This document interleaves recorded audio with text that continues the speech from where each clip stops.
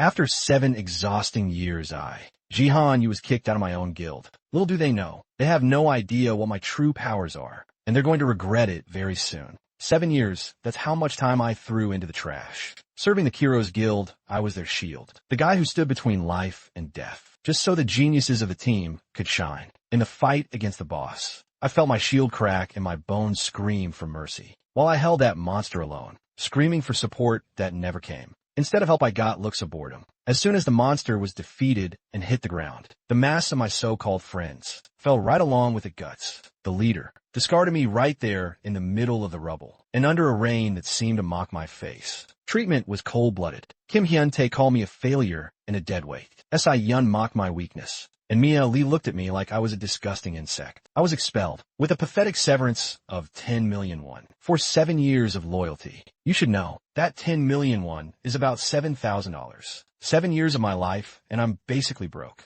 In that moment I realized, to them, I was never a comrade. I was just a disposable tool. But fate has a sense of irony. At the peak of my ruin, something woke up. My vision was invaded by green grids and probability calculations, a reality hack that guided me to the small epic guild. There the impossible happened. Sylph, an elemental wind spirit that had been dormant for 12 years, chose me in a massive explosion of mana that lit up the skies of Buchan. I stopped being the guy who took a beating so others could win. I became a wind elementalist. Our hero just unlocked a unique ability called the elemental class. This gives him the power to communicate with special beings and use their skills in this world. Heroes with these contracts are known as elementalists. They are super rare and respected. Just one of them is strong enough to rival an entire guild. The story introduces the legends. First is Luca Harrison from England, the elementalist of mist. Next up is Malasi Soifua from Samoa, the elementalist of water. Finally, there's Abu Barker from Egypt, the elementalist of sand. Each of these guys is a hero on a completely different level. And now a new elemental hero is born. Back in the house, Kim is still on the floor after the explosion, while Jihan stands there, holding the glowing green sphere.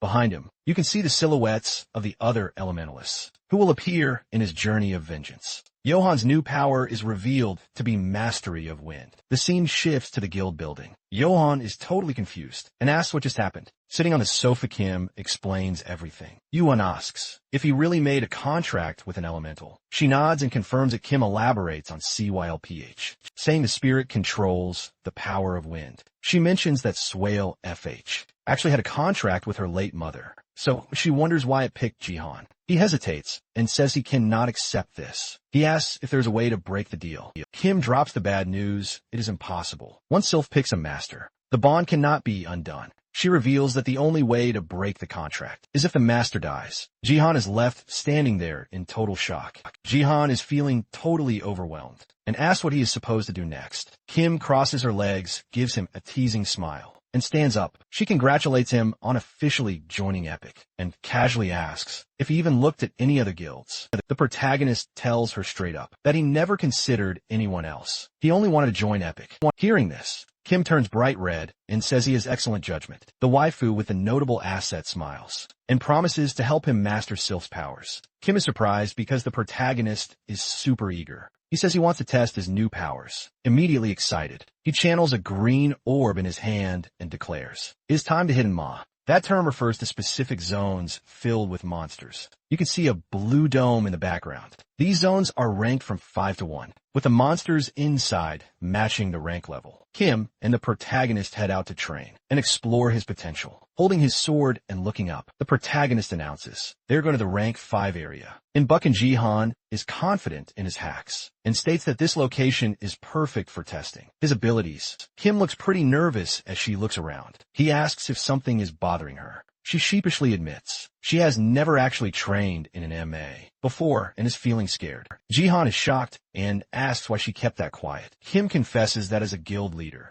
it is kind of embarrassing to admit. As they enter the monster zone, the protagonist decides he will take the lead this time. With a sword in hand and Kim clutching her staff, they walk deeper into the area. They have to navigate through debris left by past battles between heroes and monsters. Johan asks Kim to scan the area for threats. She tells him to give her a second. Kim checks the radar and reports that the monster here is a cockatrice. She explains it was nesting in the area. Apparently a truck overturned 2 weeks ago and scattered its offspring everywhere. Johann draws his sword and remarks that these things are perfect targets for his new abilities, surrounded by fallen buildings and destruction. The vibe shifts completely. This is a war zone, a place where blood spills and fear takes over. Realizing they are alone, Jihan states that since it is just the two of them, he has to play both tank and damage dealer. Kim senses something is off about the area. They keep walking until she detects movement. In a nearby parking lot, a cockatrice is spotted behind car,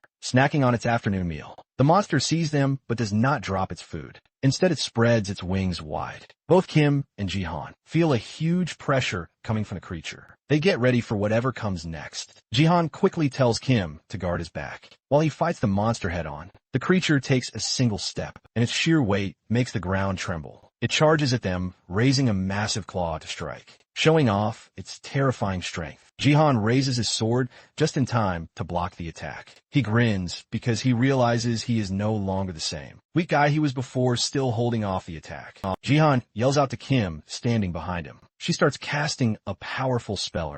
Her eyes glow as she unleashes an attack called Wind Arrow. The projectile slams into both Jihan and the cockatrice, blowing them apart and shaking the whole area. The monster crashes into the ground, cracking the earth beneath it. This really shows off Kim's incredible power. Jihan recovers and praises her impressive shot. She smirks and reveals that despite how she looks, she actually graduated first in her academy. They get distracted by the banter and almost miss a flock of extra cockatrices. Swooping in, Kim senses them first and screams a warning that 3 birds are attacking from behind. He spins around and his green eye glows again. As his ability activates, the incoming monsters are caught in the glowing green lines of his power. A danger signal flashes above their heads. The protagonist looks at the threats and speaks the name of his skills sampling. Then he asks the system to calculate evasive maneuvers. A window pops up. It shows the probability of dodging if he drops to the ground. As the monster charges straight at him,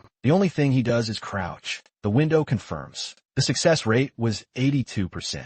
Looking at his hand, he immediately starts conjuring the same green sphere as before. The name of his new skill is Haste. In a flash, the birds in the area are all taken down. He passed through them all without taking a single scratch, leaving the monster heads on the ground as trophies. With his sword raised, he looks back to see what his new abilities can actually do. Kim is totally shocked by what she just saw. She says he managed to use Sylph's abilities with perfect precision. She points out that it has been less than a day since he got these skills and wonders how this is even possible. While he stands there striking a badass pose, Siha asks if he is some kind of genius. Protagonist puts his sword away and calls out to Siha. He picks up some feathers for loot and tells her they're going to farm endlessly now. But while he is crouched down, he thinks this is a great way to test his powers. Suddenly, his skill activates again. He realizes something is still wrong. He snaps around and screams at Siha to look behind her. Immediately, another monster appears right behind her. But this one is much larger than the others. The tension skyrockets. The creature unleashes a powerful attack right at Sisha. The sound of the strike echoes through the area. He manages to grab her just in time, before she gets crushed with Sisha in his arms. Safe behind the bird, the protagonist asks the waifu of airbags if she's okay. She confirms she is fine. Both of them ready their weapons, wondering why on earth that monster is even here. Jihan observes it closely and realizes this monster is a mutant. His eyes glow green again as the skill activates once more. A system interface flashes into existence, crunching the numbers on flight probability, while a blinking danger sign appears right above the mutant bird. Jihan steps up to protect Siha and desperately asks her to stall the beast. For just 1 minute, she is confused and asks what he is planning, but he is already sprinting towards the danger, promising to make it quick. The creature powers up its talons with strange energy. It dives straight at him, beak gaping and wings span wide. As those deadly claws come down, Jihan grips his blade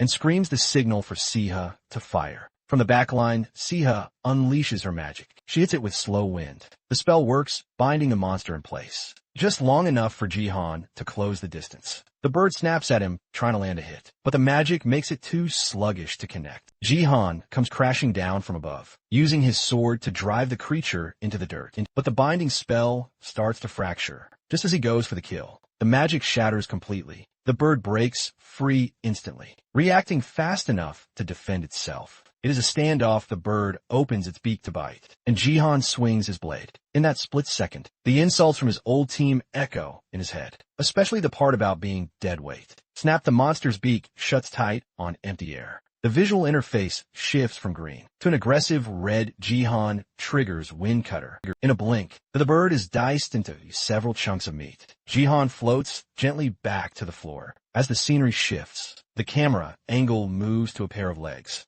Standing nearby, we pan up to see a buff dude wearing a loud Hawaiian shirt. He looks genuinely impressed. He comments that he had no clue another elementalist was running around these parts. This is Doha, Yun, the Korean Earth elementalist. The scene cuts to a totally different location. A ruined city full of rubble and gloom. The wind howls through the wreckage as a building collapses into dust. Suddenly the ground explodes. A massive monster with glowing red eyes bursts out, followed by a pack of armored worms. Doha jumps into the fray, taunting the creatures to come get him. He sets off a massive blue energy blast, activates his provoked skill, and smashes one of the worms, right as it tries to burrow into the ground. The blast hits the target dead on, triggering a loud explosion that rocks the area. But even with a direct hit, the big guy is struggling to keep the worm pinned down. He looks back over his shoulder and screams for Ian to hurry up and strike, because his grip is slipping fast. Sian Lim shifts into her combat stance, watching the muscle head wrestle the beast. She announces that she knows exactly what to do.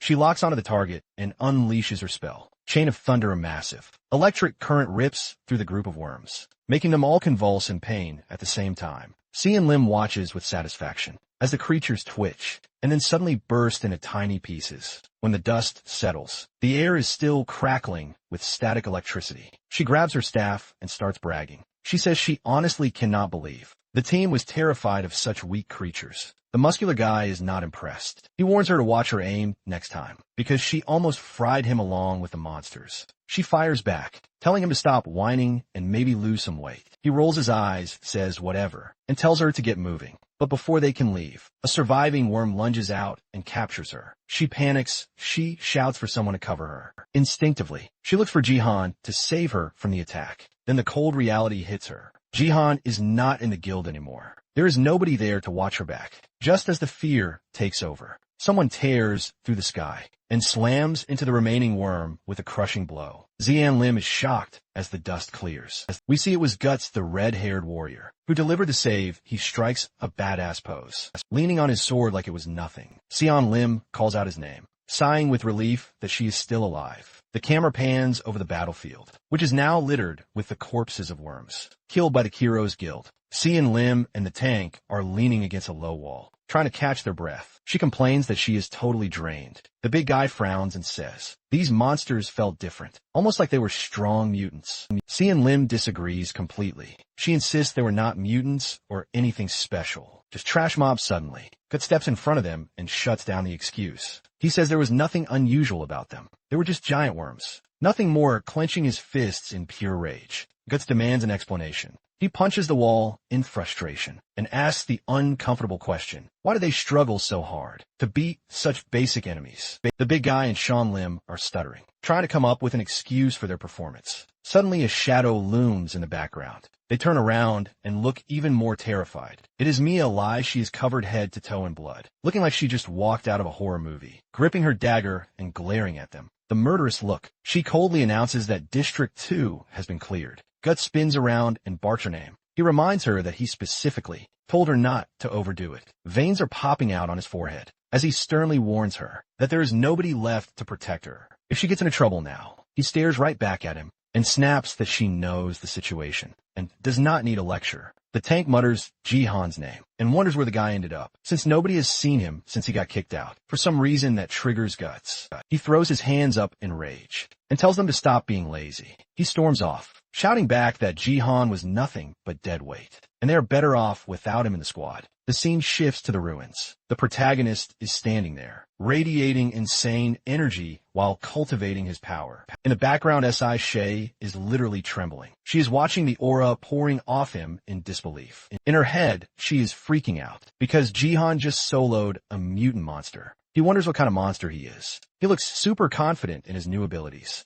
staring at the horizon with that signature. Glowing green, meanwhile, Someone is watching them from a distance. Stranger with a backpack is walking toward Jihan and the waifu. The stranger questions if those two really managed to kill a mutant. By themselves, he gives a sinister smile, thinking this must be his lucky day. Seiwa, seeing the sliced-up monster remains, runs over to Jihan and asks if he is hurt. Before he can answer, Jihan collapses straight to the ground. Seiwa panics and dives to catch him before he hits the dirt. She throws her staff aside and cradles him in her arms. She is pleading with him to say something, terrified that he's going to die and leave her alone in this dangerous place. She screams his name, looking deeply concerned. Suddenly, Jihan opens his eyes with a creepy smile and dead fish eyes. He whispers that they still need to get back to endless farming. Sija instantly goes from worried to disgusted. She realizes he is fine, just obsessed. She drops him flat on the hard ground, annoyed that she actually thought he was injured. While they are chilling on the dirt, Sija points out the obvious. That is a mountain of meat. Way too much for just two people to haul back.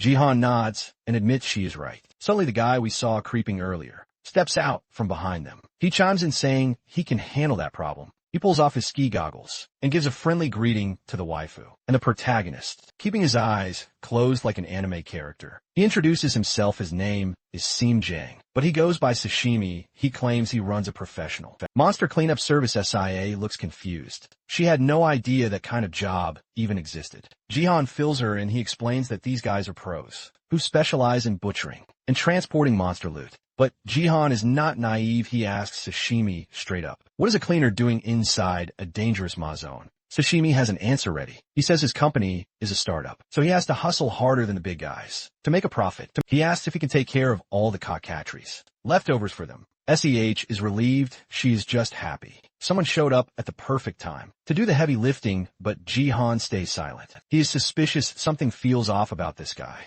Sashimi leans against his bag, waiting for a yes or no, unaware that Jihan is already profiling him as shady. Sashimi snaps on a pair of gloves and says he needs to inspect the goods first. He touches the dead monsters and whistles. He remarks that the quality is top tier. The cuts are clean and precise. He tells them that with this level of quality, they can sell this stuff for an excellent price. Saya is practically vibrating with joy. She starts fantasizing about finally moving into a bigger place. With that money, the shimmy flashes a malicious grin that she cannot see. He tells them they can keep the cash from the meat. But while he is talking, he quietly slides his hand over a glowing purple stone left behind by the mutant. He grabs it thinking he is slick. He plans to let them have the scraps while he steals the real prize. The narrator explains what that rock is. It is a mana crystal. These things only drop from mutants, and they are worth a literal fortune. But before he can pocket it, weird things start happening. A bunch of rocks start floating and forming around Sashimi. He looks around in panic, wondering what the hell is going on.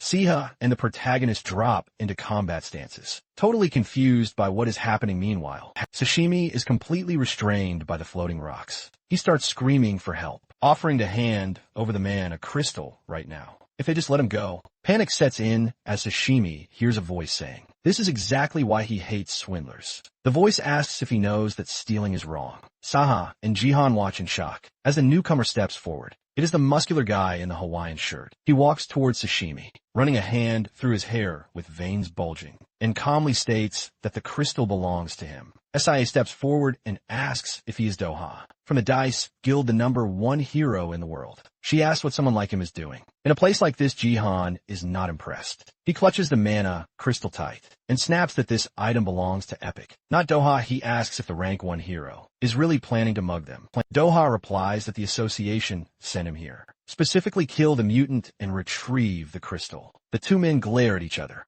Jihan's eyes start glowing green again. He asks why he should care about the association's orders. His ability activates popping up windows to calculate his winning odds against Doha. Doha puts his hands behind his back and sighs. He says Jihan clearly misunderstood him. Jihan blinks and the guy vanishes from plain sight. Instantly, Doha reappears behind the protagonist. He whispers that it was not a question. It was an order. Jihan gets slapped across the face. He wonders how Doha moved that fast. With zero time to react, Jihan finds himself cornered, realizing his face is about to kiss the dirt. The guy in flip-flops presses Jihan's head harder into the ground, repeating that he was not asking for permission. The protagonist looks up with a face that says he wants to fight back. Doha looks down and calls Jihan his new elementalist, and he drives Jihan's head into the floor. Sashimi watches in horror. He thinks that out of all the heroes in the world, they just had to run into the absolute worst one. The narrator steps in to explain who this guy is.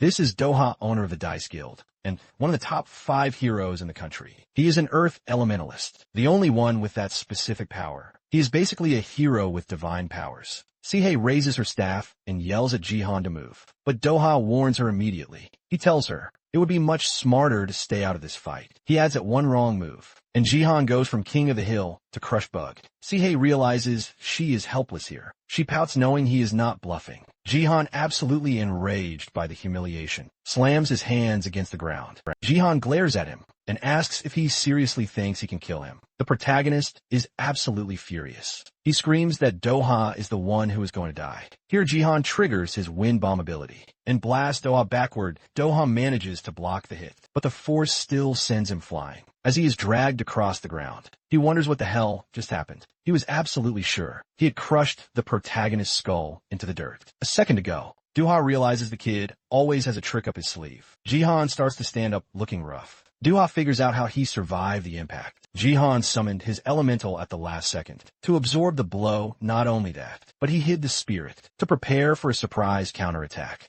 The protagonist is battered, but he is still standing. Doha laughs and calls him an amusing guy. Suddenly, Jihan's ability activates again. A window pops up to calculate the odds of keeping this fight going. The result is terrifying. Death probability 95%. Looking at Doha, the protagonist realizes the hard truth. He poured all his mana into that last attack, and Doha does not even look scratched. Jihan accepts that rank 1 heroes are on a completely different level from everyone else. Doha dusts himself off and stands up. Jihan knows he cannot win this right now. The muscular man in flip-flops stomps the ground and calls out to his new rookie. He says the score is 1 hit each and asks who wants to start round 2.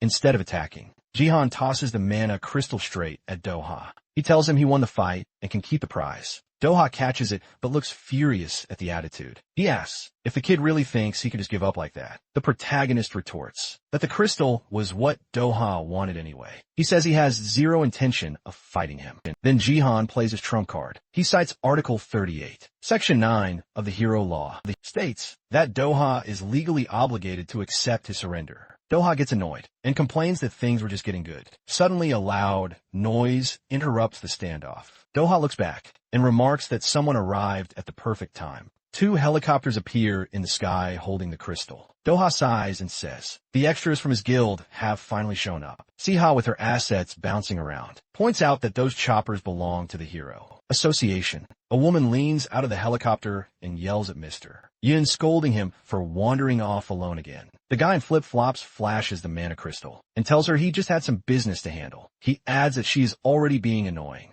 Doha looks at the kid and warns him that next time, nobody will be there to save him. He demands to name the protagonist, answers Jihan. You member of the Epic Guild. Doha repeats the guild name with pure sarcasm. Then Doha drops some advice. He tells them to surpass rank 4 and advance in the exam. Looking at the protagonist, he mentions he might actually recommend him. Jihan is confused and asks why. Doha simply says, because I want to. And that is it. The helicopters lift off and leave the area. Inside the chopper, Doha asks his assistant if she heard him. He tells her to put in a recommendation for the waifu, with airbags and the protagonist. The assistant argues back. She points out that the exam is in 2 days, and she cannot just recommend random people. She adds that their guild has not even gone through the proper formation process. Yet then she freezes. She notices a wound on Doha's arm. She wonders how on earth he got injured. Doha just smiles and says, this is going to be a lot of fun. Cut back to Epic headquarters. Sashimi is on his knees begging for his life. The duo tells him to save the apology and prepare for a beating. Sashimi pleads for just 1 minute to explain. He mentions he overheard them talking about the rank 4 exam. He points out the deadline is in 2 days and asks if they really think they can pass with their current equipment. He points at their gear and calls it junk, saying they're basically asking to fail. Sashimi offers a deal. He knows a secret place to upgrade their gear. He says if Seiwa and Jihan are not satisfied, they can beat him to a pulp afterwards. Siha and Jihan look at each other considering the idea. They decide to trust him one last time and tell him to lead the way. The scene shifts to a weapon shop. Sashimi opens the door, while the other 2 wait behind him. He looks around nervously and says there is nobody there. Seiwa gets annoyed and asks the cleaner if he tricked them again. Sashimi swears he did not. Suddenly a voice pops up right behind them, asking who they are. The mysterious person chuckles and says, "The shop is not open today," then asks what they want. Someone in the background points out the obvious. That guy is definitely a dwarf blacksmith. The narrator explains that dwarves are a species, famous for their insane skills. At the forge they craft S-rank swords, which makes them super popular with high-level heroes. Seiya stares at the little guy. She admits she has never seen a real dwarf in her life. Jihan agrees. She turns around to thank Sashimi for actually hooking them up with a legit contact. But the cleaner pulled a disappearing act. He has already gone. The blacksmith gets offended. He insists he is not a dwarf. He calls the idea ridiculous. He claims he is a human who has lived his entire life in Korea. The duo is totally shocked to learn he is Korean. Seiwa accuses him of lying. She says anyone with eyes can tell he is a dwarf. Johan is skeptical and demands to see his ID. The smith asks if they are some kind of comedy duo, but he hands over his card. It proves he is legally not a dwarf. Looking closely at the ID, the two realize he is telling the truth. Jihan squints and asks if he is seriously only 27 years old, because the photo looks nothing like him. They assume the ID must be forged. Jihan tells Seiya to call the cops. He gets angry, realizing Sashimi probably tricked them again, and agrees to call the police. But the blacksmith ignores the drama. He notices something interesting and asks to see Jihan's sword for a second. Jihan asks why the smith holds the blade and inspects it. He says it has been a long time since he saw a weapon with these specific scratches. He looks up and guesses that Jihan is a wind elementalist. Jihan is stunned and asks how he knows that. The smith says any first-class blacksmith can identify a hero's class just by looking at their gear. He adds that unfortunately, this current sword is trash. It was not built to handle the intensity of an elemental power. The smith asks for a moment. He says he will craft the perfect weapon for an elemental. He comes back with a sword that he claims can withstand any type of power. Jihan takes the weapon. The smith reveals the sword's name is Hoyol-nam. Siha bluntly comments that it is a terrible name for a sword. Time skips forward. The exam day arrives in the blink of an eye. Someone opens a door handle. The waifu with airbags, and the protagonist arrive at the exam venue. It is packed with people. Siha comments on the crowd in his head. Jihan notes that it has been a long time since he took a rank 4 exam, especially after getting kicked out of the Kiro's guild. Suddenly someone behind him whispers loser.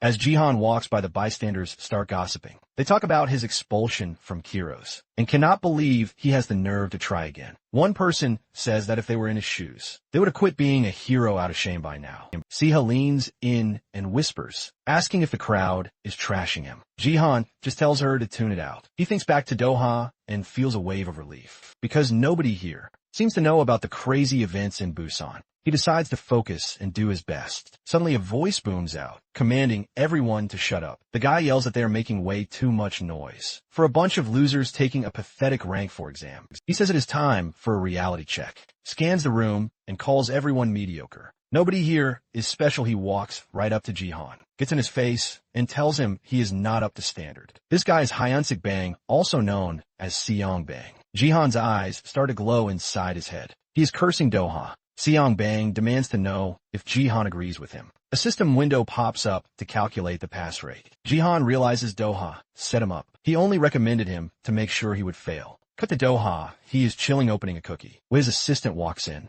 She confirms she sent the recommendations he asked for. He's impressed by the speed, but she looks confused. She found something weird. She asks Doha why on earth he picked Song Bang to be the evaluator. Back at the exam, chaos breaks out. Song Bang is standing in the middle of the arena, waiting for 3 extras to attack him. He stares them down. He lectures them, saying they rushed in without a strategy or knowing his weakness. He yells that it is showtime. He sends all 3 of them flying with ease. He insults them, calling them amateurs. The 3 guys hit the floor, and SAE Young Bang is the only one left standing. Window announces that Group 12 is disqualified. Behind a one-way mirror, 3 observers are watching. One of them shouts, "Damn." Someone questions if this is too harsh. The woman worries that at this rate, no one will pass, and we have a guy with a defective brain named Han Suk-kim. A rank 4 evaluator. He acts arrogant, saying rank 5 heroes are basically just civilians anyway. Another evaluator, Cheyenne-O, wonders what they're going to tell the bosses. Finally, a hooded man tells them to focus on the last group. His name is John Useal. Someone mentions they finally get to see the epic guild in action. The arrogant guy nods he knows. This kid is the one Doha personally recommended. He points out that everyone else in the group is from the Dice Guild. Siha and the protagonist walk toward the exam room. Someone in the crowd whispers that these two are about to get a serious reality check. Gripping their weapons, they finally step into the arena. The evaluator with the defective brain comments that the protagonist looks tough, but criticizes his lack of flexibility. He notes that Seongbang is a squad leader for a reason. Suddenly the system interface pops up. It welcomes them to the rank 4 exam and lays out the rules. They have 5 minutes to pass. They just need to successfully defend themselves or make the evaluator surrender. The waifu with airbags panics. She asks how 2 rookies are supposed to land hit on a pro. Seongbang flares his intense aura. Jihan analyzes him, wondering how the guy fought all those groups alone without taking a single scratch. Jihan turns to Sewa and tells her to cover him, just like they did in the Ma Zone. She nods and agrees. Jihan activates his buffs. He warns her, this fight is going to be way harder than the monsters. System announces the start. Instantly, Seongbang launches a cheap shot. He delivers a brutal kick straight to Jihan's chest. The protagonist barely manages to block it in time. Jihan complains that attacking right at the bell is unfair. Suddenly, an explosion rocks the arena. Sija is in trouble. Seongbang rushes her, aiming a punch that is about to give her some free dental surgery. But his fist hits something hard. It is not her face, it is a barrier. Seongbang is confused. He wonders how she blocked that. Then he looks to the side and realizes it wasn't her. It was Jihan protecting her from a distance. Johan is on the ground, but he made this save. Seongbang grins and admits that Doha's recommendation wasn't just a bad joke after all. Without hesitating, Seongbang stomps on Jihan's chest again. Then he starts running. He grips his wooden sword and charges. Jihan scrambles to his feet, and they start trading blows at high speed. Seongbang taunts him. He says the strength gap is massive. He claims that even with a wooden stick, he can crush them. Jihan's eyes starts glowing. He knows he needs to create distance immediately. He triggers Wind Bomb and blasts the evaluator backward. Seongbang does a smooth backflip to land safely. He clicks his tongue and remarks that Jihan is a wind magic type, which is super annoying to deal with. But Jihan is already moving. He triggers his disappearing ability and uses Hasty to instantly rematerialize right behind Seongbang. John Bang senses the ambush from behind instantly. Back in the observation room, someone questions why he was picked as the evaluator, noting it makes passing nearly impossible. The assistant agrees. It is bad news for Epic. Doha explains the choice. He says Seongbang is the only swordsman alive, capable of cutting through wind. In the arena, Seongbang flashes a crazed smile. He triggers his skill, Rapid Attack, Art-Cutting Whirlwind. Jihan is sent flying, coughing up blood all over the floor, while the evaluator stands tall. Jihan is stuck on the ground. He admits to himself that he is not moving at top speed. He is still recovering from fighting the mutant. And Doha on top of that, his crappy sword is draining way too much mana. Seongbang looks down at him and asks if this is really the best he can do. Even with a recommendation from Mr. Yun, he prepares to disqualify the protagonist. But suddenly Sewa jumps in from behind. She screams for Jihan to move. Her attack blasts Seongbang back, creating some space. She stands firmly in front of the protagonist, clutching her staff. She tells him she will handle the rest. She decides she cannot keep hiding behind him forever. Seongbang scope. He says he has no time to play with weaklings. Seiya snaps back that she is not weak. She pulls her hair back to reveal her pointed ears, introducing herself as Sahaya Kim, an elf Seongbang yawns, and says he already knew she was an elf. He shouts asking if a mere mage thinks she can brawl with a swordsman. He unleashes a flurry of strikes at the waifu, but she closes her eyes. She declares that elves follow the path of mana.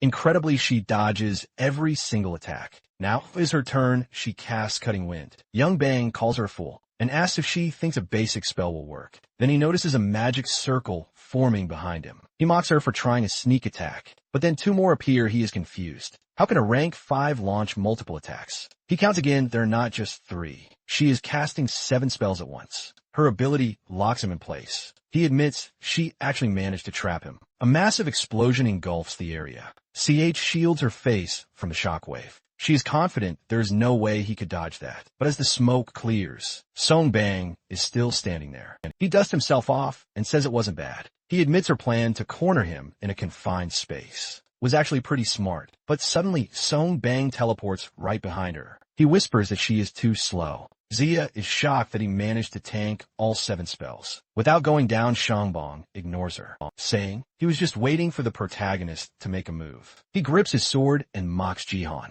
saying that his arrogant attitude is going to cost him the win. But then Jihan realizes something crucial. He was wrong before. It was not the sword that was draining his energy. It was Jihan himself, who was wasting mana like an amateur. Jihan decides to switch tactics. He focuses a small amount of energy and compresses it as tight as possible into a single point finally. He triggers his ultimate Move 1 sword. The scene cuts to a fancy office filled with trophies. Someone knocks on the door. A young man is standing by the window and tells them to enter. A blonde man with blue eyes walks in to report on the status of Guts. The squad leader, the boss, just murmurs in response. He asks how Gangyu is adapting to the team. The boss blonde clarifies if he means Gangyu Kim. The boss confirms. He wants to know about the guy who replaced Jihan after he was expelled. We are introduced to the man at the window, Jong Suk Park, the owner of the Kiro's Guild. The blonde admits there have been some stability issues, but they are adjusting. Jong Suk confidently states that Gangyu will soon surpass the protagonist. But the blonde looks nervous.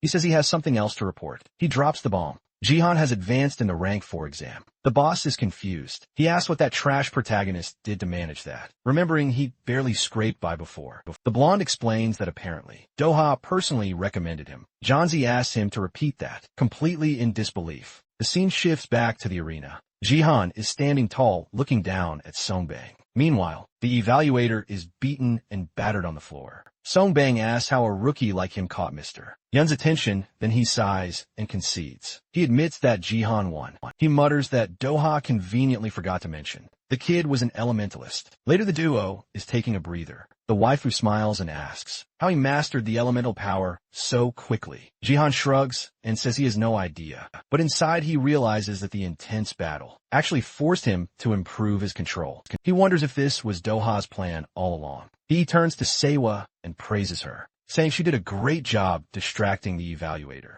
She modestly replies it was nothing. Jihan grins and tells her the good news. They officially passed the battle evaluation. However, Jihan reminds her that the celebration is premature. They still need to pass the interview. They sit down and watch as other candidates leave the room, looking dejected finally. Someone calls out for the Epic Guild, announcing they are next. One of the evaluators notes that this squad looks well prepared. Another man adds that their battle had a lot of interesting moments. Saya and Jihan walk into the room. A polite man starts speaking, saying that if nobody objects, they should get started, but immediately someone interrupts and says they should fail them. A naysayer starts criticizing the tank. He calls Jihan arrogant and doubts his ability to protect anyone in real danger. This guy is Dangly, a mere member of the Warriors Guild. He declares it is absurd to let this squad pass. Another voice agrees, saying they should be disqualified on the spot. Someone else adds that at this rate, nobody is going to pass today. Jihan wonders why they are shouting so loud. He figures they are just trying to intimidate them, to leave a lasting impression. The polite man ignores the shouting, thanks them for coming, and tells them to relax. Seiya introduces them as members of Epic. Realizing he messed up the paperwork, the polite man quickly shuffles the documents in front of him. He remarks that they were the only ones who actually won their battle. He calls it impressive. Jihan sarcastically replies that it was nothing but pure luck, and SIA plays along thanking him. The dark-haired man cuts in, saying that since they defeated the evaluator, there is no need for further debate. Suddenly, the ugly duckling in the panel asks Xia a weird question. He asks if she can even see with her hair in the way, and suggests she tuck it behind her ears. SIA agrees and pushes her hair back. The guys are surprised, they exclaim, for everyone to look at what is right in front of them. The ugly duckling shifts the vibe of the room instantly. He declares that she is an elf, licking his lips in a creepy way. He says he thought she was a pure blood and apologizes. The dark-haired man calls him out immediately, saying his attitude is horrible and rude. The ugly duckling apologizes again, claiming it is just a bad habit. Then he asks Mr. Protagonist to stop glaring at him, like he wants to kill him. Saya tells Jihan it is fine. Jihan sighs, thinking that this creep is not the main issue right now. The ugly duckling asks if they can finally proceed with the interview. Before answering, the protagonist notes that the guy wanted exactly this kind of reaction from them. The interviewer asks if Siha's father truly works at an institution in Kyoto. Researching monsters, Siha confirms it. She continues by stating that Epic successfully defeated the mutant cockatrice. Based on her father's research data, The confirmed answer is yes. The interviewer is stunned. He remarks that for a new guild with only 2 members, they have already achieved incredible feats. Meanwhile, the ugly duckling turns his focus to Siha. He mentions that in a decade of being a hero, he has never seen a half-elf running a guild. He narrows his eyes and says he has just one question for her. He asks a hypothetical. If a group of elves invaded Korea,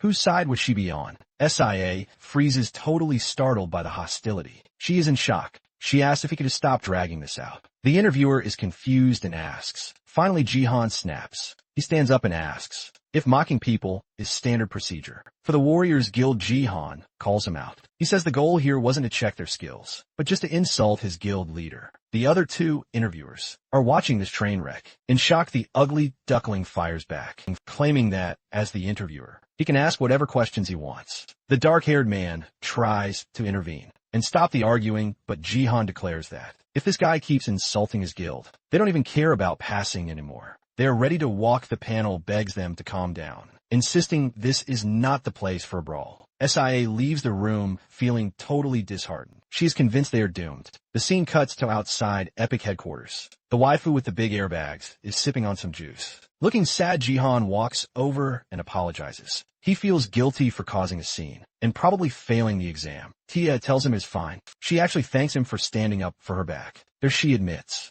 that nobody has ever defended her like that before. In similar situations, Jihan notices she keeps refreshing a web page on her phone. He asks if she's okay and why she is torturing herself. She explains she is just curious. Johan apologizes again suddenly. Sia says the website is releasing the results. She reads the screen. She announces the squad advancing to rank 4. They both freeze. They look at each other, unable to believe what they are seeing. Cut back to the interview room. The other judges ask the ugly duckling why he made that decision. They ask if he is sure. He says yes. He apologizes for the drama earlier. He admits he crossed the line, but claims he was just testing them because he was curious. He tosses an apple in the air and catches it. He says the name Epic. He wonders aloud how far those 2 will go, but in his thoughts he smirks and calls Jihan and Siha a pair of arrogant brats. He continues, thinking that he wants to see them climb the ranks, but it is not out of kindness. The ugly duckling vows to himself that he is going to destroy their lives later. Meanwhile, the 2 sitting in front of the PC are totally baffled. They wonder how on earth they actually passed. The scene shifts to the rank 2 area in Paiju City. A high-speed bus pulls up. A massive crowd of fans, holding signs and journalists, are waiting. The doors open and someone steps off. A reporter announces that Hyundai, the leader of the Kiro's guild squad, has arrived. He asks Mr. Kim to look toward the cameras. Someone in the crowd screams their love for Guts. Security guards struggle to hold the fans back, shouting at them to keep their distance. Guts cranks his fake charm up to the max. He smiles and says such behavior isn't necessary. He thanks everyone for gathering there today, but asks them to stay behind the line for their own safety as Guts' squad enters the Ma zone. People call him a knight and wish them good luck, but the moment Guts steps inside the barrier, the mask slips. He complains that the worms outside were making his ears bleed. With all that noise, the muscular teammate notes that there were even more people than last time. Guts is annoyed and asks how they find out their location. Every single time someone behind Guts speaks up, he asks if Guts saw the girl standing by the entrance. He says he almost threw up just looking at her. This guy is introduced as Gangyu Kim. Gangyu changes the subject and asks what kind of girls Guts likes. Guts simply responds that he likes attractive ones. Gongyu grins and says he will call some pretty girls later. He invites Guts to join him at the club tonight. Cyan Lam cuts in. He points out that Mia Lee is standing right there and tells him to stop talking trash. Gongyu pivots effortlessly. He suggests that Cyan Lim should come to the club too. She scoffs and asks if he really thinks she would go to a place like that. Gangyu knows exactly which buttons to push. He persuades her by saying that several famous models want to meet her. She falls for it instantly. She gets excited and says she will invite her handsome friends too. Gangyu thinks to himself how easy it is to manipulate these idiots. With a little push, they are all dancing in the palm of his hand. However, when he looks at Mia Lee, he hits a wall. It is different with her. He cannot figure out what she is thinking. Mia Lee notices him staring and asks what is wrong. He quickly averts his gaze and says it is nothing. In his thoughts, he decides he needs to keep a very close watch on her. Suddenly, Guts hears footsteps. He turns around. 3 strangers are standing there. The one in front greets Hyundai Kim. He says, it has been a while since he last saw Guts inside Nam. A zone. Guts replies that it has indeed been a few months. Scarface asked about the other member. Guts replied, who? The man clarified, the one who used to carry your bag. Guts, lying as usual, claimed the guy quit and this was his replacement. Ganyu introduced himself as the squad support. Scarface asked if that was true, saying it was a real shame. Kim wanted to know why. Scarface explained that Jihan had saved them. About a year ago, he said Jihan's movements were on another level, and he had no idea how he did it. What is carrying a bag? Scarface then said that if Jihan ever needed a guild, they should let him know, because he'd be happy to have him.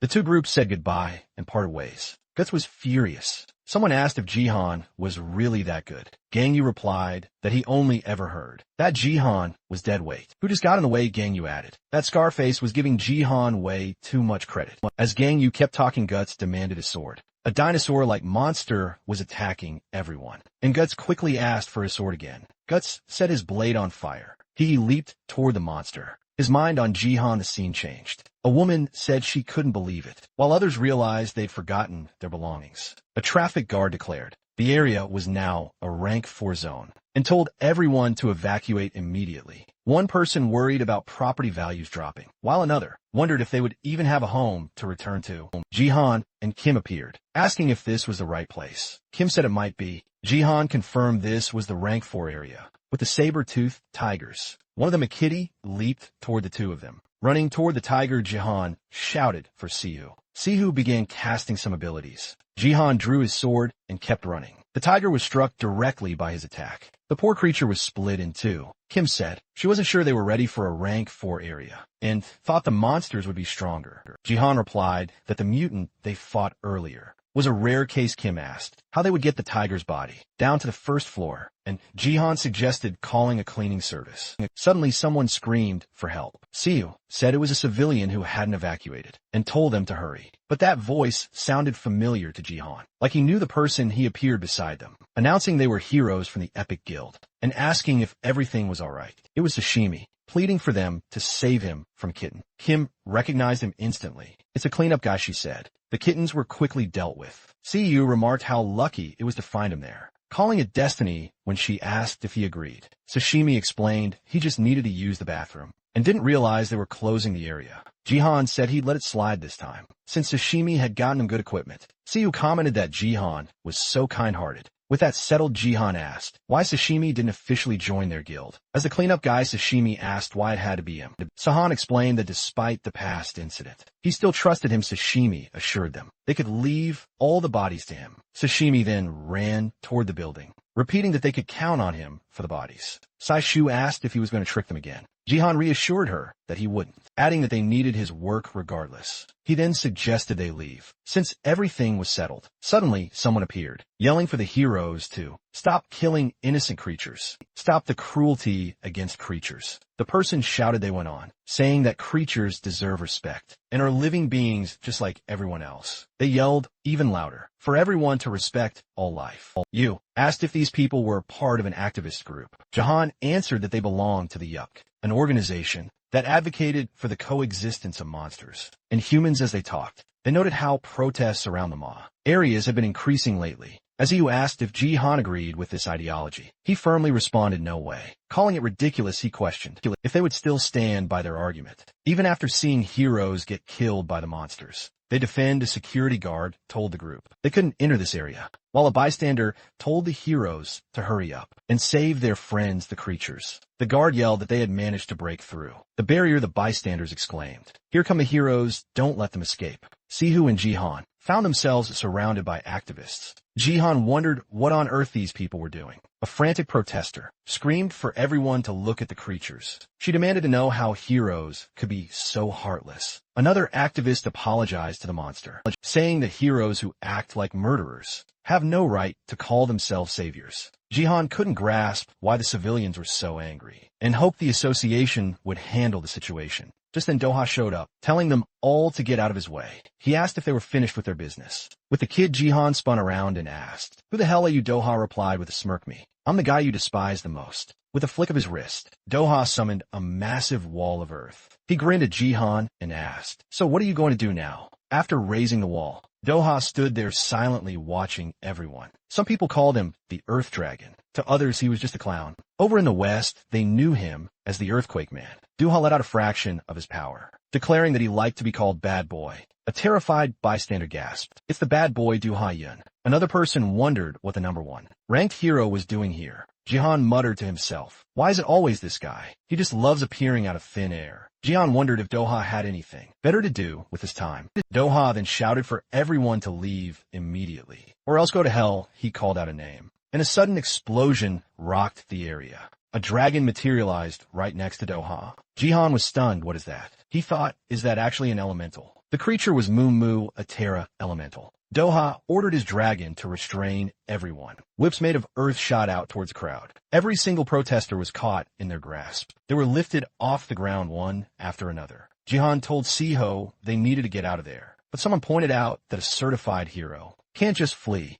Siho complained that their hands were tied. Jihan could only marvel at Doha's insane power, capturing all those people without a single injury. Doha then apologized for keeping them waiting. He mentioned hearing that Jihan and Siho had passed a rank 4 exam. The comment made Jihan think back to his fight with that monster. Snapping out of it, Jihan thanked Duha sarcastically, calling him a merciful evaluator. Duha just laughed, admitting Bang was intense, but a good person deep down. Jihan shot back, questioning the intense part, since Bang had nearly killed them. Duha explained he knew that surviving the ordeal would make them stronger. This led him to wonder which of the two was more powerful. Jihan immediately asked if Duha had come all this way just to fight him. Just then, another voice cut in, asking if he was Doha. Onlookers started questioning why he was in a rank 4 area with that particular squad. Sihu pointed out that the newcomers were from other guilds. Doha sighed, saying they were drawing too much attention and needed to move. The scene changed to a busy construction site filled with workers. One of the workers greeted Doha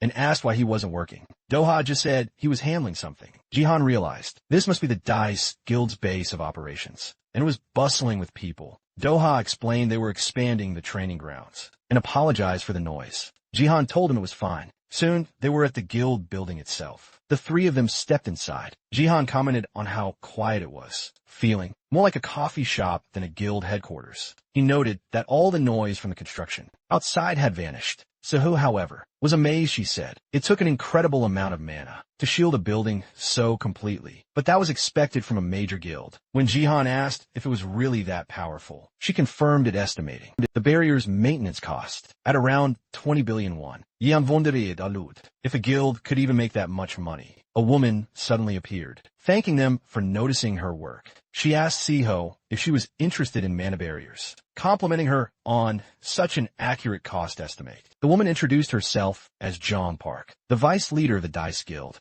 Jihan was surprised, asking if she was really the vice leader. Sihu added that she'd mistaken Jae Jiang for an assistant. Doha asked Jae Jiang if she remembered the two of them, and told her to book a meeting room. Jae Jiang Park agreed, but then demanded to know where Doha had been, pointing out he'd missed all his appointments. As she pinched his cheek, Doha asked what she thought she was doing. To the guild master, he shot back that if he wanted respect, he should stop acting like a kid. Jihan muttered that the two of them were louder than the construction site. After their bickering ended, Jihan and Siho followed Doha to the meeting room. Doha got right down to business, asking them why they thought he'd brought them here. Jihan guessed it had something to do with his elemental. Doha confirmed he was right. At that moment, a bright light started to glow. A small fox-like dog appeared and let out a meow. Doha introduced his elemental partner, Mumu. He then asked if they recognized the creature from when he dealt with the protesters. Han couldn't believe it. He asked if this tiny dog was the same thing that had turned into a giant dragon. Mumu complained that it was busy, helping with construction,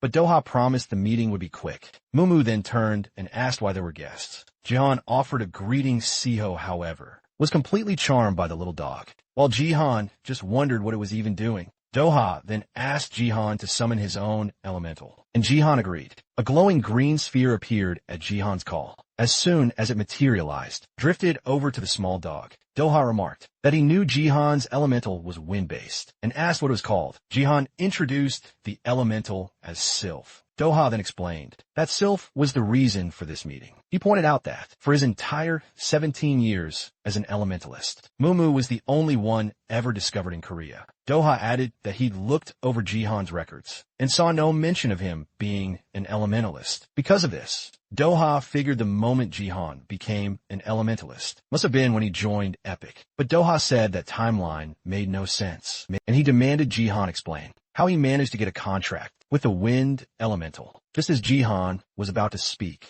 Sihu stepped forward asking if she could tell the story. Instead, she revealed that Sylph had belonged to someone else. Before Doha asked who, Sihu explained it was her mother, Erna, who was the last person to have a contract with Sylphie. Doha seemed to accept her answer. He admitted he never expected Jihan to have a contract with Erna Hath's elemental. Leaving him speechless, Doha thought to himself that elementals were supposed to disappear when their owners died, but apparently he was mistaken. Resting his hand on his chin, Doha decided that even with his doubts, it no longer mattered so. Doha announced he would now explain the real reason for calling them here. Jiho said she thought it was to learn about Sylph. Doha confirmed that was part of it, but there were two important things to discuss, and Jihan also asked what he meant. Doha promised to be direct. First, the leaders of the Dice Guild wanted to buy Epic. A shocked IQ immediately asked why. Doha then made his offer 20 billion won in exchange for total control of Epic. Curious, Siu shot to her feet and demanded to know if he was serious. Doha assured her he was, and even said he could raise the price. He told them they had a choice. Either stay a two-person guild, or let him help them expand and bring in new members. As part of the deal, Doha promised to personally teach Jihan how to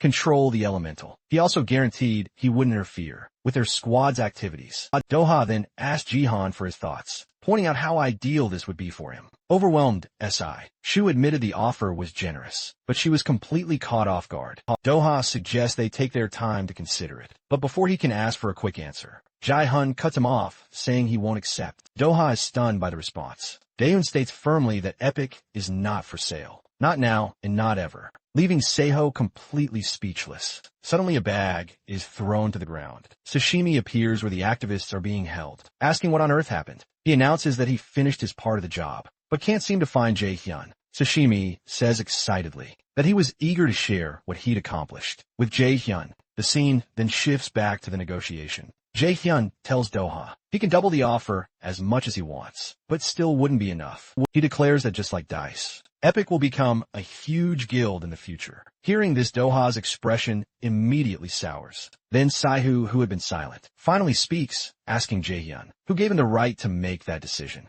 As Seho cries and grabs at Jaehyun, Doha bursts out laughing, and his laughter only grows louder after his fit. Doha says that such ambition is far too big for a two-person guild. He admits he didn't expect Jaehyun to be so arrogant. Ji-hun turns to leave the room, stating that he has faith in their guild. Doha adjusts his glasses and questions him faith. He remarks that Ji-hun talks as if the deal is already settled, adding that he finds him truly entertaining with that. Doha withdraws his offer. Saihu tries to remind him that she's the guild leader, but unfortunately she is cut off. Daosha calls for his assistant, saying he's returning something that belongs to them. He asks if they remember a certain stone, revealing the mana crystal from a mutant they fought earlier. Daehyun asks why Doha is giving the crystal back. Doha explains that the association finished its research, and he had planned to return it after acquiring the guild. Instead, he says he'll give it back now, as a gesture between two strong elementalists. Jae-hun thanks him as he begins to say that's enough. He is interrupted. Sylph, who had been with the small dog, flies directly toward the mana crystal and collides with it. A quick flash of light fills the room.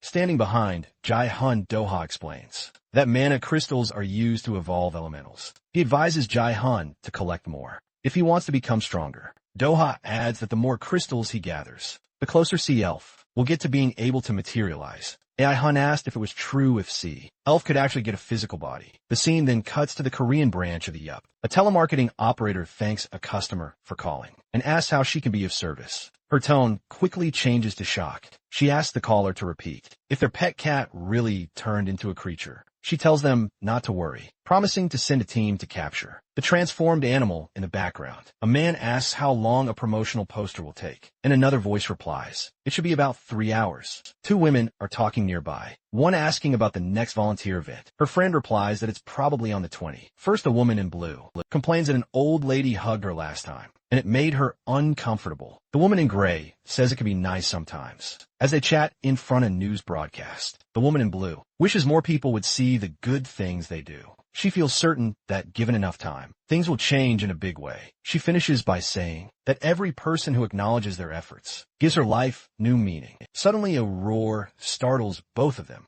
The sounds of claws and growls follow. The woman in blue says, "Darling." A saber-toothed tiger appears, and they realize it's feeding time. The woman in gray says she remembered just in time. The woman in blue asks if she should go buy food, but her friend says one serving is enough, and nothing too heavy. The woman in blue walks to a cabinet to check for anything inside. After opening the cabinet, which is really a cage, a tied-up person is revealed. The woman in blue greets them. She remarks that she can't believe the old lady is still alive, and notes her resilience, while the other woman mutters about how annoying they are. She opens a door and throws the elderly lady into the tiger's cage. Sobbing lady hears the women telling the tiger to enjoy its meal. The tiger approaches the lady and devours her completely, leaving nothing behind. The woman in blue comments on how cute the tiger is and tells it to eat well. She then wonders if one is really enough, but the woman in gray says no. That will do. They then hear something moving behind them. A car pulls up outside, and the woman in blue says, "It looks like the managers are here."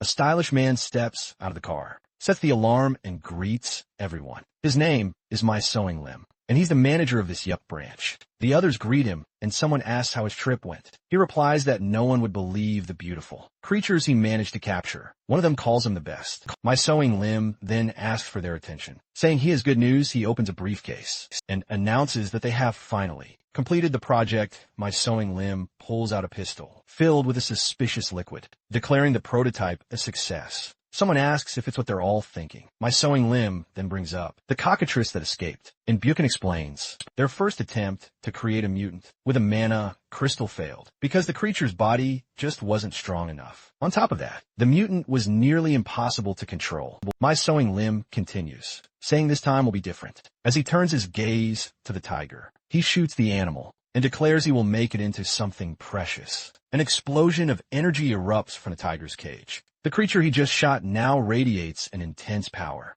A satisfied smile spreads across My Soiling Limb's face. One person starts clapping, and the applause spreads through the group, staring at his new creation. He remarks that he never thought he would witness something so beautiful. The scene then shifts to Incheon. A rank 4 area people are walking around peacefully, but then Saihu and Jihan appear. Saihu notes that this area has a barrier. Unlike the last one, Jihan explains, they figured it would take too long to handle the tigers, especially after the Yup incident. As Jihan talks about their luck in finding another crystal, Sashimi shows up right behind him. Looking worn out, Sashimi asks where Jihan was yesterday. Saihu is startled and warns Jihan, but he just greets Sashimi casually. Sashimi complains that Jihan made him carry all the tigers alone and then just disappeared. Jihan apologizes, but Sashimi retorts, asking if that's all he has to say. Suddenly Sashimi starts trembling violently. Then just as suddenly he becomes hysterical. Saihu asks what's wrong with him, saying he's acting like a lunatic. Holding up his phone, Sashimi tells them to stay calm when they see what he has to show them. After one look, both of them start screaming like maniacs. A thrilled Sashimi announces that the tigers and the cockatrices sold out immediately. Saihu, shocked by all the zeros on the screen, exclaims that it's 500 million won. Sashimi, standing behind them, calls it the grand prize. Saihu drops to her knees, admitting she made the right decision hiring him. Sashimi confidently says that anything he cleans up is guaranteed to turn a profit. After their celebration, Sashimi mentions it's time to revisit their contract and demands a 10% fee. Jihan cuts him off, saying it will be 4%, and Sashimi protests, still arguing. Sashimi insists that even in the cleanup business, there are certain policies to follow. Jihan just kept shouting 4%. They went back and forth, with Sashimi offering 8%, but Jihan shot back with 4. Sashimi accused him of daylight robbery, but Jihan just declared all right. 4% it is. A baffled Sashimi asked why he was arguing with himself. A voice of reason cut in, asking what the two fools were up to. Then someone in the background muttered, "There she is again." The person turned around, curious about who they meant. First a small paw came into view. Then a very unusual-looking rat appeared. Saihu's face fell when she realized it was just a chinchilla. People started whispering, asking if that was one of those tamers. Someone else chimed in, wondering how they hadn't seen her before. and identified her as Yuri Min from the Snowflake Guild. The crowd mentioned she was famous for hunting saber-toothed tigers. When someone asked why, the answer was that nobody knew. Meanwhile, Yuri walked right past the three fools from the epic guild. Saihu, on the other hand, seemed to be developing a small crush on Yuri Min. Jihan told them to stop wasting time and get to the Ma. He explained that the Tamir was a saber-toothed tiger specialist. If they didn't move, her chinchilla would snatch up all the tigers. As Jihan was talking, the chinchilla suddenly popped up right behind him. He noticed it and asked, "What the hell is this thing doing behind me?" The creature opened its mouth wide, baring its teeth. Saihu and Sashimi yelled for him to move, but Jihan was calm, telling them not to worry because it wouldn't hurt him. Just then a window popped up, calculating the odds of the chinchilla attacking him. The Shimi and Siho were completely disgusted by what they were seeing. The chinchilla's owner commented on how strange its behavior was, saying it almost never showed interest in anyone. The woman then introduced herself. She said it was a pleasure to meet them, and that her name was Yuri Min from the Snowflake Guild. Then it was Jihan's turn to speak. He introduced himself as Jihan Yu from Epic, and pointed out the woman next. To him as Epic's leader, Siho Kim. Yuri asked if Jihan had a hamster, or any other rodents at home. Jihan told her he didn't own any pets. Yuri found her chinchilla's reaction very unusual, and figured there had to be a reason for it. Just then Sashimi called out to her. He grabbed Yuri's hand and began his own introduction, telling her his name was Sashimi, and that he worked for monster cleanup services. Sashimi told her to call him if she ever needed a cleanup crew, but she replied that it was fine. He assured her there was no need to worry. Just then, the chinchilla popped up behind him,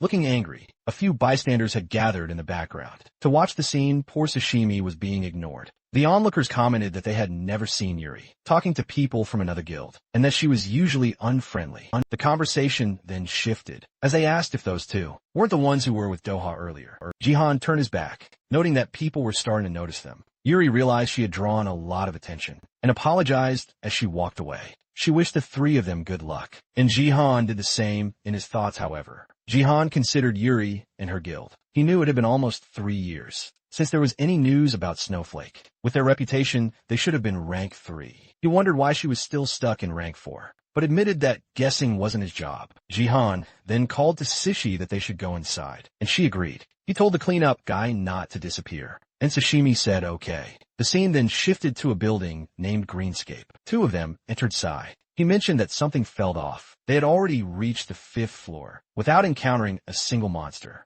Jihan suggested that maybe they took too long, and other guilds had already passed through, standing before the staircase. Jihan said they would have to search each floor. As they went up, Sai asked why they didn't just take the elevator, and Jihan guessed it might not be working. So the two started climbing. Sai complained that he made a mage climb stairs, to which Jihan replied that every mage should work on their stamina. As they ascended, a man appeared. Asking who was there, he demanded to know who they were. His name was Gaiman, a member of the Knife Guild. Gaiman asked if they missed the sign on the 1st floor, saying the building was protected by the Knife Guild from floors 207 to 209. Sai, furious, said they couldn't just decide things like that. But Gaiman replied that he couldn't deal with smaller guilds. Simon explained it was an unspoken rule, allowing them to claim these areas to secure the best moss. He added that when a large guild claims a location, lower-ranking guilds don't have much choice. He said this applied to a 2-member guild like theirs, and told them to leave immediately. Jihan responded that no, they were the ones who would be leaving.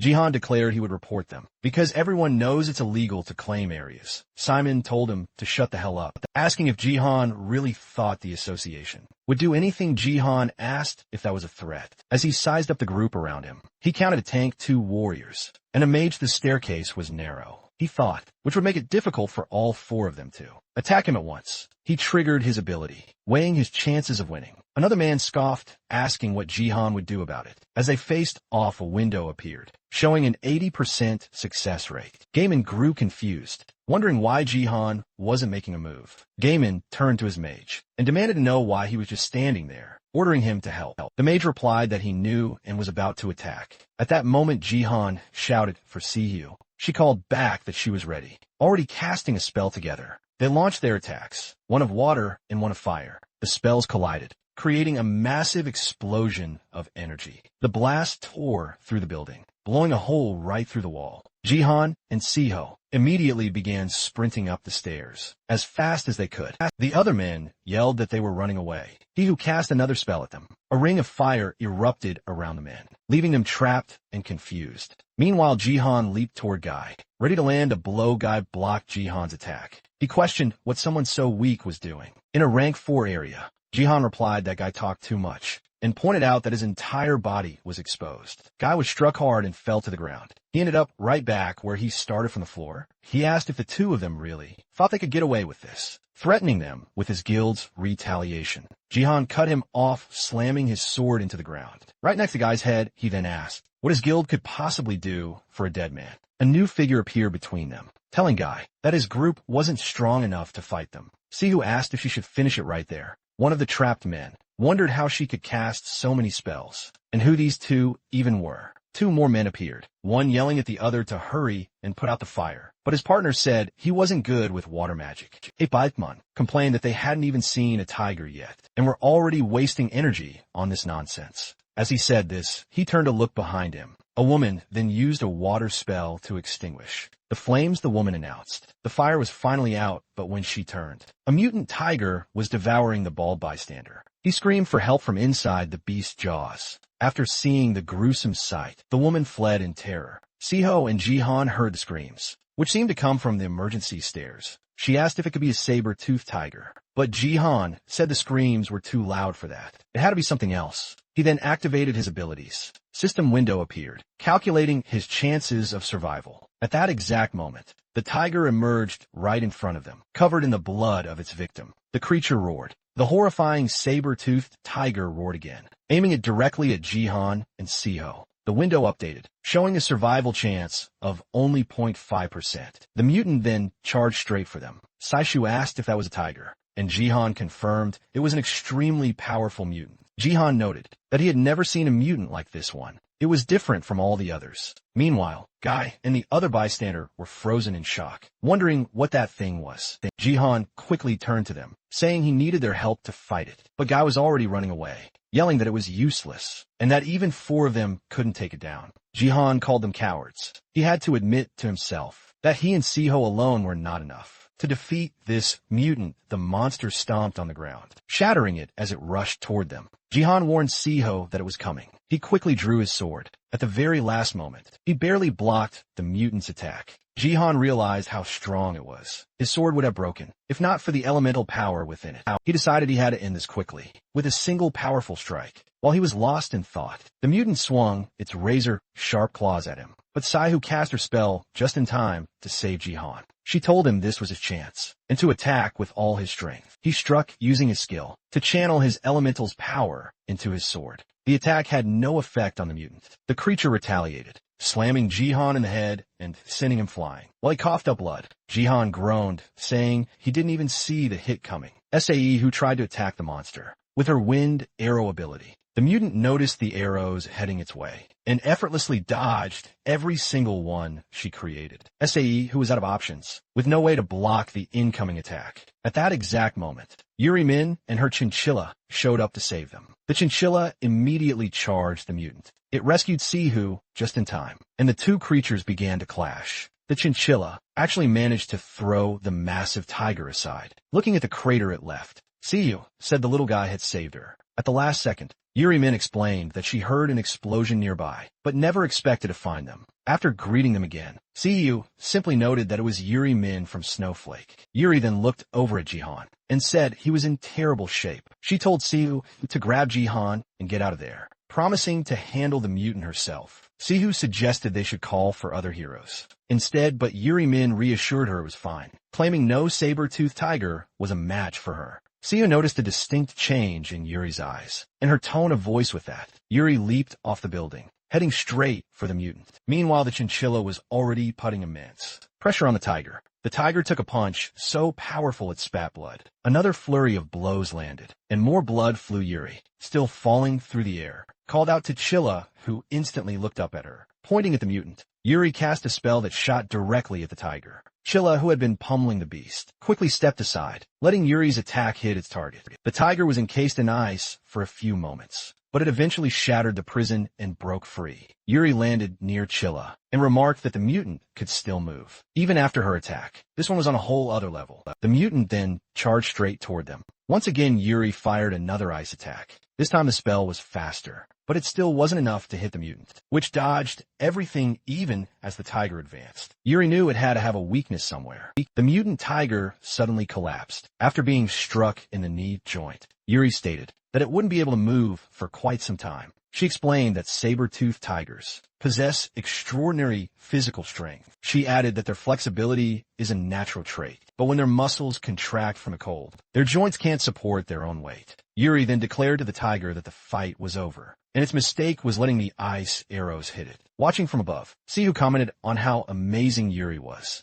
and how they never stood a chance. The battered Jihan called out to Sihu, who went to him. He told her she needed to go help Yuri, but Sihu replied that there was no need, since Yuri had already defeated the saber-toothed tiger. Jihan, however, disagreed, saying the fight was far from over. He then activated his ability and began calculating Yuri's chances of victory. Jihun was certain Yuri was in deep trouble, even as she moved in for the final blow. Yuri promised the tiger a quick end, but suddenly the creature shot back to its feet and raged. More saber-toothed tigers appeared from all sides. A system window popped up, her success rate now plummeting below 10%.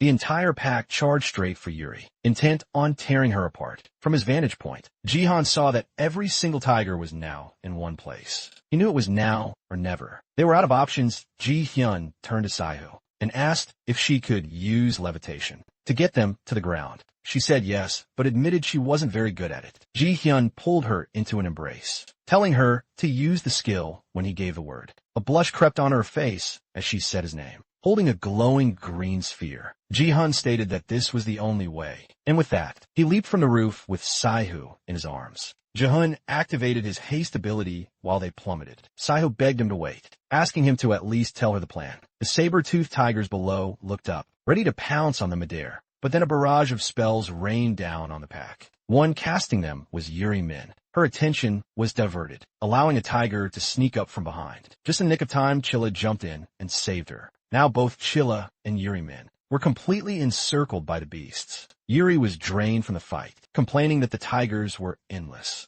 surrounded by the swarm. She knew she had to find the mutant fast, before it could attack or regenerate. That's when she heard a strange sound from overhead. The noise was, of course, the two fools who had just jumped off the building. Jihun yelled for Sihu to use her levitation to do it. Now she immediately complied. Sihu activated her levitation. Jihan felt their descent slow, but he realized it wasn't enough to stop them completely. He had no choice but to use his own mana to halt their fall, even though he knew he should be saving it. Sihu asked if he had managed it. Jihan readied his attack, saying he was locked onto the perfect spot. All he had to do, he said, was slice through it, just like he did with the mutant cockatrice. He then unleashed a devastating attack on every saber-toothed tiger he could see. The ground around them erupted in destruction, and just like that, the two of them were on the ground, safe. But Jihan was completely spent after using so much mana. Yuri Min rushed over to them, furious, and reminded them she had told them to stay away. Jihan shot back asking if that was any way to thank the people who just came to help. Yuri insisted she never needed their help and had everything under control. Jihan then asked what her deal was with these tigers. Anyway, Chilla shot Jihan an angry glare, a look that Sihu did not miss. Sihu yelled that the attack missed some of the tigers, and they needed to be careful. Jihan pointed out that these weren't the same tigers from before. Seemed the mutant was somehow summoning more of them into the fight. Yuri Min said its joints should have been totally wrecked. Jihan guessed it must have some kind of regeneration ability. She shot back that she'd never seen a power like that. For just a second, her mind drifted to a memory from long ago. A girl covered in what looked like ketchup, telling her to get away. While Yuri Min was lost in thought, Jihan yelled that the mutant was already badly damaged, and they could end this fast. But as he said it, Yuri Min suddenly charged straight for the creature. Jihan shouted her name, but she didn't seem to hear him and just kept going. He couldn't figure out why she'd suddenly gone crazy, and rushed in alone, turning back. Jihan asked Sihu for cover, and she agreed immediately. Tigers swarmed towards Yuri Min. She unleashed her spells, taking down a whole pack of them. Now face to face with the mutant, she started casting again. Another tiger lunged, trying to grab her by the foot. Yuri Min yelled for it to get out of her way, and threw its side like a doll. But in that split second with her guard down, the mutant rushed and claws extended, she saw that the mutant had regenerated at an unbelievable speed. The roaring creature kept swiping at her. At the same time, Jihan launched his own attack, remarking that eating her probably wasn't a great idea. He quipped that cold food might give the mutant a stomachache. Without wasting a moment, Jihan closed the distance and hammered the creature with more attacks. This time his strikes seemed to land and do real damage. Ella saw her chance and jumped in to help Jihan, and Saihu followed her lead. As Jihan charged the mutant for the final blow, he yelled that this was the end, but suddenly Yuri-Mine jumped right in front of him, telling him not to kill it. Jihan managed to stop his attack just in time. He demanded to know what she was doing, insisting he had to strike before it could regenerate. She explained that she had to capture it alive. That killing it was not an option. Johan asked if that was really her plan, and told her to move. Then he asked her why. Why was she doing this? But while they were arguing, the mutant got back on its feet, lunged straight for Yuri-Min, ready to tear her apart. Saihu and Jihan could only stand there frozen, wondering what on earth she was thinking. The mutant roared again, and Saihu warned that every roar summoned more tigers. Jihan's mind raced, trying to come up with a plan, now that he was completely out of mana. From the background, a voice calls the scene pathetic, and the speaker uses a gravity ability. Jihan immediately demands to know who it is. The person replies that Jihan is still an amateur, a voice he instantly recognizes. The speaker continues, saying that even though Jihan passed the rank 4 exam, he's still weak and a disappointment. Another bystander remarks that he isn't such an impressive prodigy after all, but a young woman says she's impressed he held out for so long. The newcomers are Sukwin's crew, and he tells them to stop talking and finish things quickly. The man behind the mutant's creation says he expected this, guessing they must be the level 3 Dice Guild crew. Miso and Lim then says he thought they would at least send a level 1 squad. Miso and Lim's assistant ask for their next move, and he replies that they have no choice but to retreat. He adds that this wasn't a total loss, despite the mana crystal spreading throughout the body. In the last few minutes, Miso and Lim remarks on how impressive and fascinating the mana crystal's power is. In the end, he orders them to continue with the original plan. Sukuin's crew witnesses the grotesque scene and asks what is happening to the mutant. Sukian says it just means more work for the hero department. Jihan then appears, being carried by others who came along. They head towards Siyu, but she insists she doesn't need help and is fine. Chilla and Yurimin were standing still when they sensed a different presence. One of them looks around to see what it is. The scene changes, jumping forward 1 week. Jihan is holding his phone, where the day's news is displayed. Someone asks what happened inside. Sashimi appears, saying the ma they were in is all over the news, and asks why Jihan is so beat up. Jihan replies that civilians can't know. Sashimi insists he deserves to know. Since they're partners, Jihan thinks to himself that he never should have hired him. It then explained what happened that day. 8 heroes died in that ma.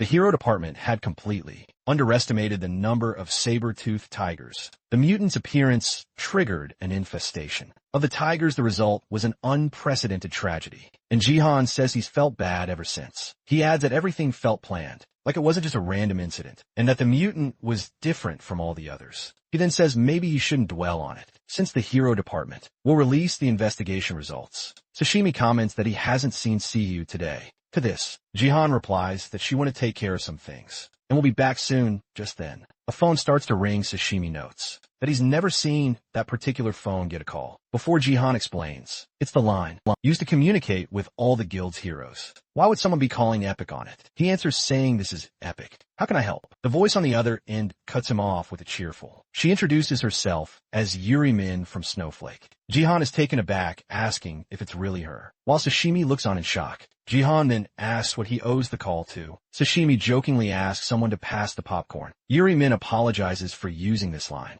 saying it was her only option to contact him. But Jihan says it's fine. He then asks how her injuries are, and she replies that they've almost completely healed. He asks how he's feeling, and he tells her he's fine. He can sense from her uneasy tone that something is off. He doubts she would use this line just to check on him. Then she says what she's about to say is sudden, but she asks if they could go on a date today. Sashimi, now eating popcorn, screams, asking if she means today and saying it's impossible. The scene shifts to a building. Saihu appears talking to her father. She asks how he's doing. He responds that he heard she had a battle with a mutant in an MA zone and asks if she's hurt, to which she replies that she's not. He then scolds her, saying she needs to be more careful. and reminding her that supports are the most common targets. She asks him to stop because he said this over and over again. He just repeats that if something goes wrong, she should run without looking back. Saihu tells him to stop, he says. It's good to know she's partnered with someone reliable. Blushing, she admits that Jihan has indeed been a great help to her in the guild. She tells her father that if she hadn't met Jihan, she might still be stuck in the same place. He agrees. Her father is introduced as Giano Kim, the head of research in Kyoto, Tokyo. He says he'd like to meet Jihan someday. Additionally, he mentions that Jihan is a hero who inherited his mother's powers and that he has many questions for him. His assistant appears and tells him he needs to review the sample that just arrived. He replies that he's on his way and asks her to go ahead. Then he tells his daughter he has to hang up, but she asks him to wait and inquires when he's coming to Korea. He responds that it will be on the anniversary of her mother's death. She complains that he hung up on her and says that's typical of him. She stretches and says she needs to finish her housework quickly. Her phone starts ringing and she wonders why he's calling. The scene changes again this time. Jaehan is dressed to the nines and looking incredibly charming. It's shown that before leaving, Sashimi gave Jihan a good luck charm. Jihan asks what kind of luck it's supposed to bring. He says he's only wearing it because Sashimi wouldn't stop pestering him about it. While distracted, Yuri Min calls out to him. She asks if she kept him waiting long. Jihan thought to himself that she looked nothing like the Ma. He told her he'd just arrived, and she seemed relieved. After a bit of back and forth about who got there first, Yuri Min mentioned she'd already booked a table at a restaurant. Meanwhile, Sashimi was snacking on popcorn and pointed out to Saihu that the two were heading to lunch. A jealous Siho wondered what Jihan was thinking. She was convinced this was all part of Yuri's scheme to take Jihan, furious that Yuri would dare do this. After shooting arrows at them as the guild master, Saihu decided this was completely unacceptable. The scene changed to the restaurant, with Jihan and Yuri Min in the middle of their meal. Yuri commented on how good the coffee smelled, and Jihan agreed. Saihu stewed in her thoughts, repeating that this was not okay. Back at the table, Jihan complimented Yuri on her precise dark throws. He then offered to carry her teddy bear, but she told him it was fine, and she didn't need any help. Sashimi remarked that the whole thing looked very suspicious, but Saihu didn't say a word. Instead, she punched Sashimi and declared that this was obviously a date. With a bruised face, Sashimi asked if she was just going to let it happen. Sihun replied that she had no reason to get involved in who Jihan decided to date. Even so, she couldn't shake the feeling that, while she shouldn't interfere, something about it bothered her. The scene then returned to Jihan and Yuri. Jihan said he enjoyed himself, and Yuri agreed that she felt much better. Jihan then told her to get to the real reason. She called him out when she asked what he meant. He clarified that she didn't invite him, just to hang out. Yuri admitted she was waiting for him to bring it up. She confessed that she was hoping he would come somewhere with her. Jihan guessed it was a hospital, and she confirmed it, explaining that her sister was a patient there. As they walked into the hospital, Jihan wondered what had happened to her sister. He asked if he could go into the room.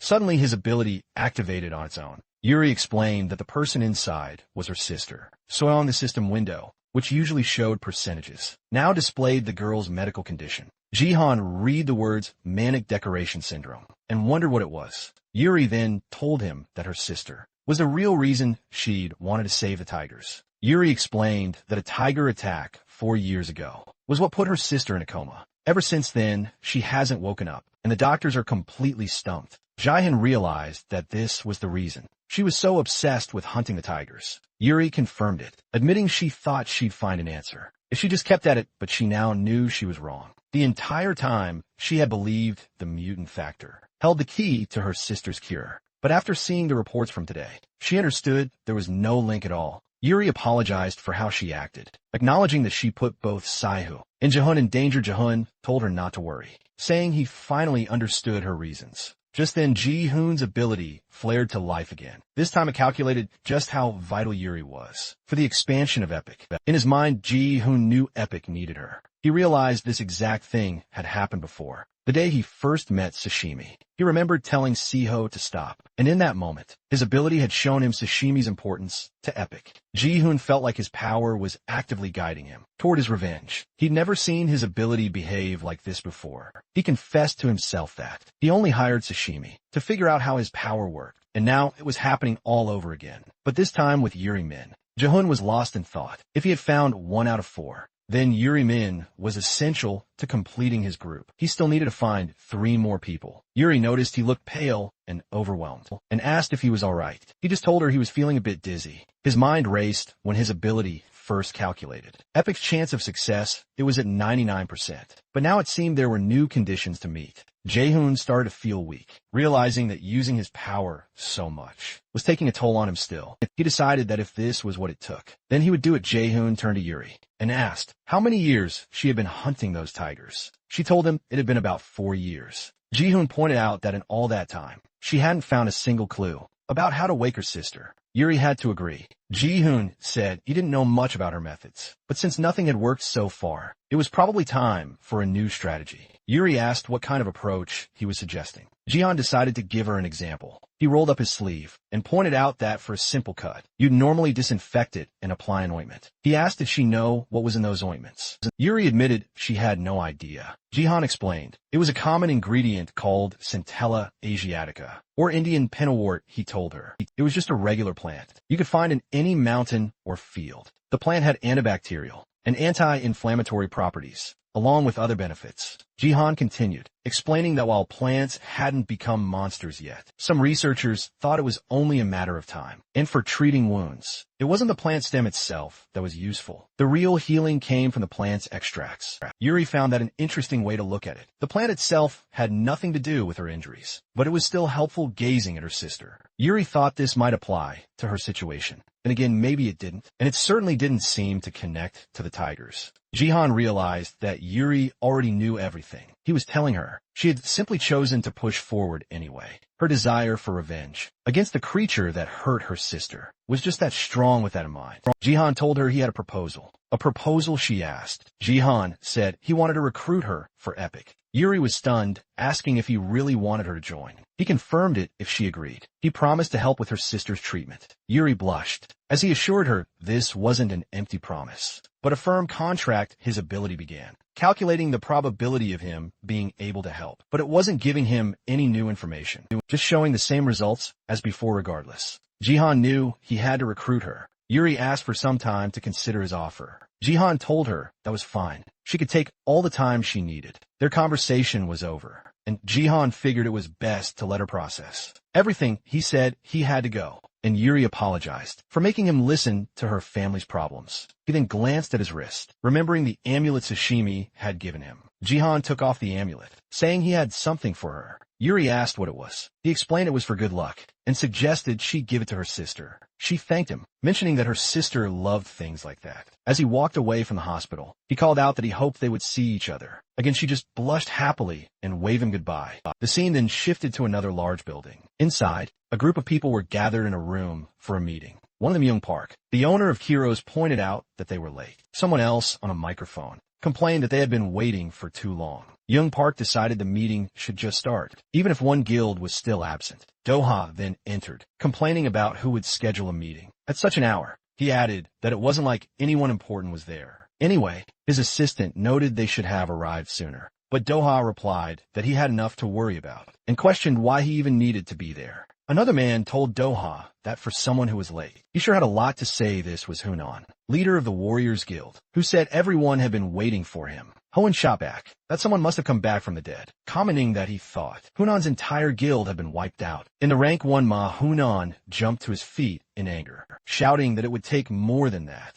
to bring down his guild, and that they cleared that mission years ago. Another person in the background told them to lower their voices, remarking that they were still immature, despite being guild leaders. The speaker was Gang Chan, owner of the Red Hall Guild. He told Doha he thought he would have learned his lesson after being saved by him furious. Yosha asked if Gang Chan had a problem and suggested they settle it outside. Gang Chan simply said no, asking why he would waste his time on someone so weak. The rivalry between them was clear. A history of 103 matches. Gang Chan had 52 wins and 51 losses, while Doha had 51 wins and 52 losses. A woman nearby remarked that they were acting like a pair of children and wondered why men always felt the need to prove their worth. This was Myojo Kim, the owner of the Snowball Guild. Doha then said it had been a while since he'd seen her, guessing it had been about 3 years. Myojo got angry when Doha commented that her new look made her seem old, and she demanded to know who he was calling old. Doha, however, just said that things were the same as always. His assistant commented that no woman wants to hear she looks old. The meeting leader announced that now that everyone was present, they could begin. He explained.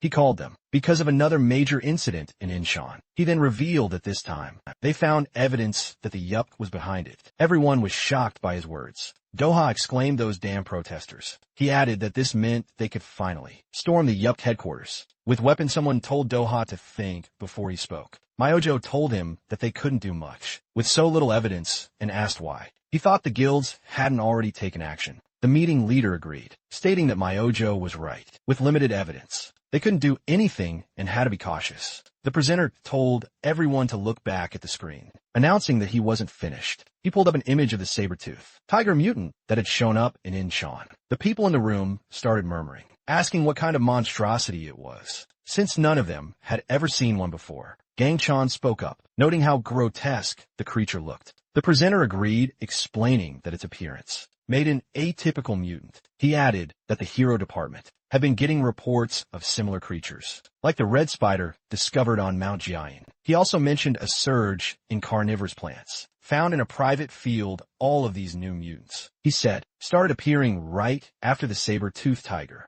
After this explanation, Hunan asked what the point was, since it wasn't unusual for different kinds of monsters to show up. The presenter conceded that based on looks alone, these monsters weren't special cases. He continued, a DNA analysis revealed something else. All these new monsters shared a unique genetic modification that originated with the tiger. Mutant Myojin demanded he get to the point and explain what this new modification was. So the presenter told them plainly that the modification was their mana crystals. He reminded them that every mutant has a mana crystal. The research department had figured out that mutants are born when a massive amount of mana fuses together. He stressed that mana crystals were still under heavy research, and with their current technology, creating one was impossible. However, the crystal inside the saber-toothed tiger was artificial. It had been specifically engineered to be transformed into a liquid. The crowd began to question him, with one person pointing out that he just said they lacked the technology for such a thing.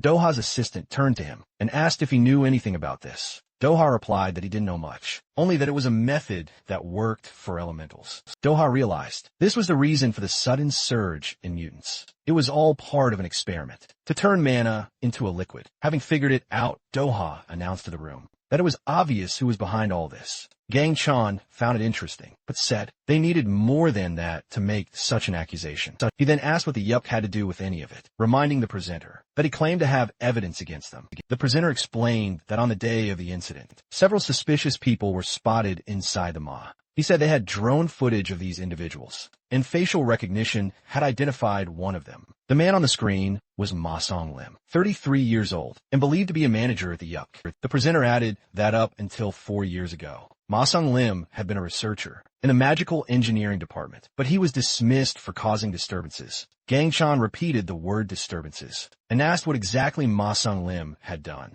The presenter explained that the record showed he stole a mana crystal from the research center and performed illegal experiments on humans. Based on all the evidence, the association had identified Macy Young Lim as their main suspect. To capture him as soon as possible, they were officially asking all the guilds present for their help sometime after the meeting. The scene changed to a bus stop where Jae Yun was waiting. As he stood there, he overheard a few people nearby talking about his clothes and commenting on how handsome he was. Someone nearby asked if he was a hero, but another person scoffed, wondering why a hero would ever take the bus. Jaehan ignored them, busy texting on his phone. He wondered why she wasn't replying to his messages. He really needed to talk to her. He thought about his offer to Yuri. He still hadn't heard back, but maybe it was time to tell Seiwa. He wanted to recruit her too, even without his abilities insight. He knew someone like Yuri would be a huge asset to the guild. The only problem, he reminded himself, was money. A recruit like Yuri would be expensive. Still, they had some cash left over from the monsters. Sashimi took care of. Maybe they can negotiate a fair price. As he was lost in thought, a car pulled up to the curb. The driver leaned over and asked if he was getting in. Jihan quickly said yes. Jihan asked the driver to drop him at the building on the 5th corner, and the driver agreed. Then the man asked if he was a hero. When Jihan confirmed it, the driver laughed. He said he never imagined he'd have a hero in his car, and that he was going to tell everybody. Jihan told him that was nice to hear. The driver then commented that based on his looks, Jihan had to be from a famous guild. He guessed Warriors Red Hall, or maybe even Dice, a little embarrassed. Jihan admitted he was from a small guild called Epic. Jihan figured the man had probably never heard of them, but the driver repeated the name Epic. He then asked if that was the guild that handled all those saber-toothed tigers at the Greenscape apartments. Jihan was surprised and asked how he knew that. The driver explained that he lived there. "You really do?" Jihan asked. "Really?" The man just said it was a coincidence. They both went quiet for a moment, and Jihan studied the driver. Then the driver muttered that it was a bad day for Lux. Seeing something like that. Just then a hybrid girl walked into a nearby alley. The driver added that hybrids gave him the creeps. Jihan asked him why the driver seemed surprised, asking if he hadn't heard the rumors. Jihan just said she looked like a normal high school student. The driver shot back that student or not, that thing wasn't a person. He went on saying that maybe to heroes. Hybrids seemed different, but for regular people. An attack from a hybrid meant they'd be dead in seconds.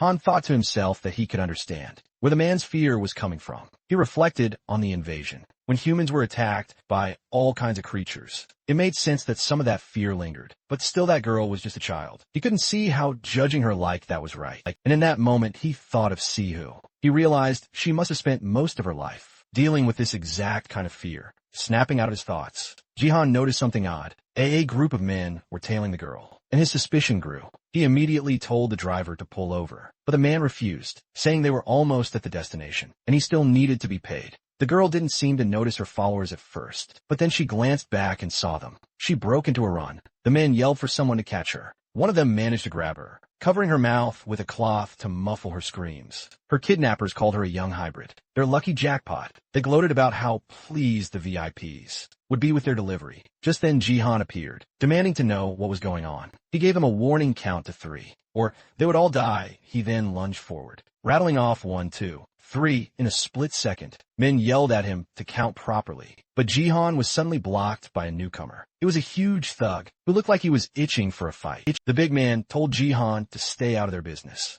Jihan wondered just who this monster was. As their fight began in the alley, the scene changed to Epic's headquarters. A phone on a table was buzzing with a flood of messages. Sehun saw it vibrating and picked it up to see what was happening. Sashimi asked why she wasn't answering Jihan's texts. Sehun explained it wasn't Jihan, just debt collectors, and said she had no reason to ignore him. Sashimi teased her, saying she was still jealous. Sehun wondered why he was so late and texting so much. Then her eyes widened in shock as she read the messages. They were about a kidnapping. The view cut back to Jihan in the alley. The kidnappers held the hybrid girl, while the big thug stood in Jihan's way. Jihan asked if he was with them, warning that if he moved aside, he could walk away clean, but the thug cut him off. Telling him to move, he then charged at Jihan, yelling that it was time to die. Jihan knew instantly that talking to this guy was pointless. The thug foolishly announced that the hero was gone. In a flash, Jihan was behind him. "The hero you're looking for," he said, "is right here." The thug spun around, claiming the hero was already dead. He swung a rock at Jihan's head,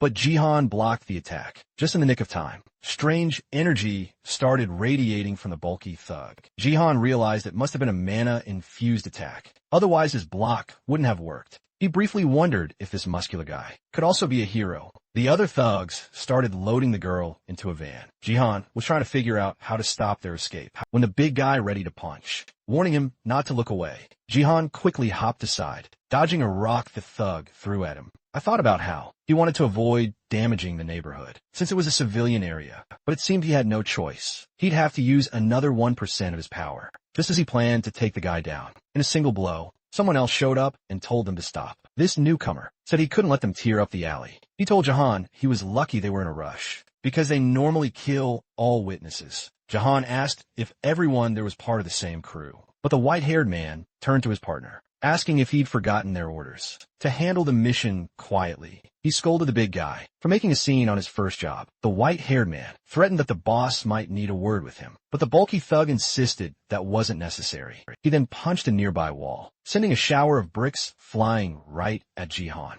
After that, both the bulky thug and the white-haired man said, "Maybe next time," and then they just disappeared. Jihan sheathed his swords, noting they were gone. He wondered who those two were and what they wanted. Using his leaping skill, Jihan started scaling the nearby buildings. He activated his ability, trying to figure out which way the van went. He kept leaping from one rooftop to the next, thinking that if he kept this up, he'd eventually find their route. In the middle of his search, his phone began to ring. The caller was Sayu. Jihan asked if she was going to the address he sent. She said yes, and demanded an explanation about the kidnapping. Jihan told her he witnessed a hybrid girl being taken. Siho replied that she was on her way and would get the police involved. Jihan told her to be careful before hanging up. Siho was left speechless, trying to process what she just heard. She thought about it. A person from another species had been kidnapped. She knew crimes like this were becoming more common lately. Siho couldn't help but wonder why half-humans were being targeted. Meanwhile, the van Johan was chasing was now parked in a deserted area.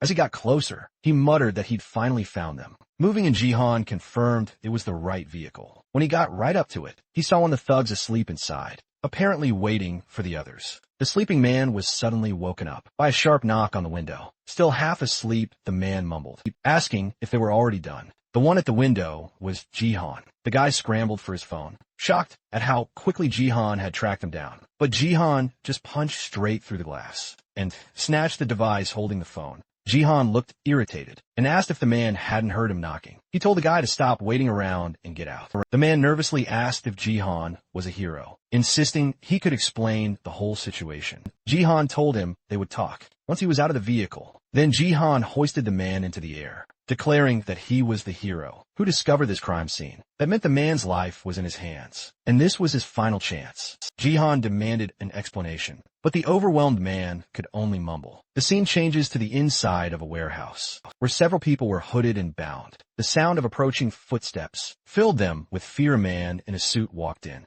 carrying a large bag. He set it down before another person, whose face lit up with delight. A bald man with a scarred head asked if that was today's delivery. The other man confirmed it was, saying it was the half-human Catgirl their client had ordered. As soon as they ripped the tape from her mouth, she started screaming, begging them not to kill her. One of the men just laughed, remarking that she had some fight in her. She immediately offered them everything she had. Pleading for her freedom, the bald man asked just how much money she was talking about. When she said it was around 2 million won, he scoffed, saying it was nowhere near enough. She explained it was everything she'd saved. After weeks of work, the bald man noted that she must have worked hard for it. He looked at the girl and said he didn't like repeating himself, but her money meant nothing to him. He explained that he stood to make 900 million, one from selling her. Her buyers, he revealed, had some experiments in mind, so she shouldn't be upset. She was getting special treatment. He went on suggesting it was a better fate than being sent to a slaughterhouse. Wasn't it the scene? Then revealed the bodies of all the dead individuals at the location shown in detail. After the conversation concluded,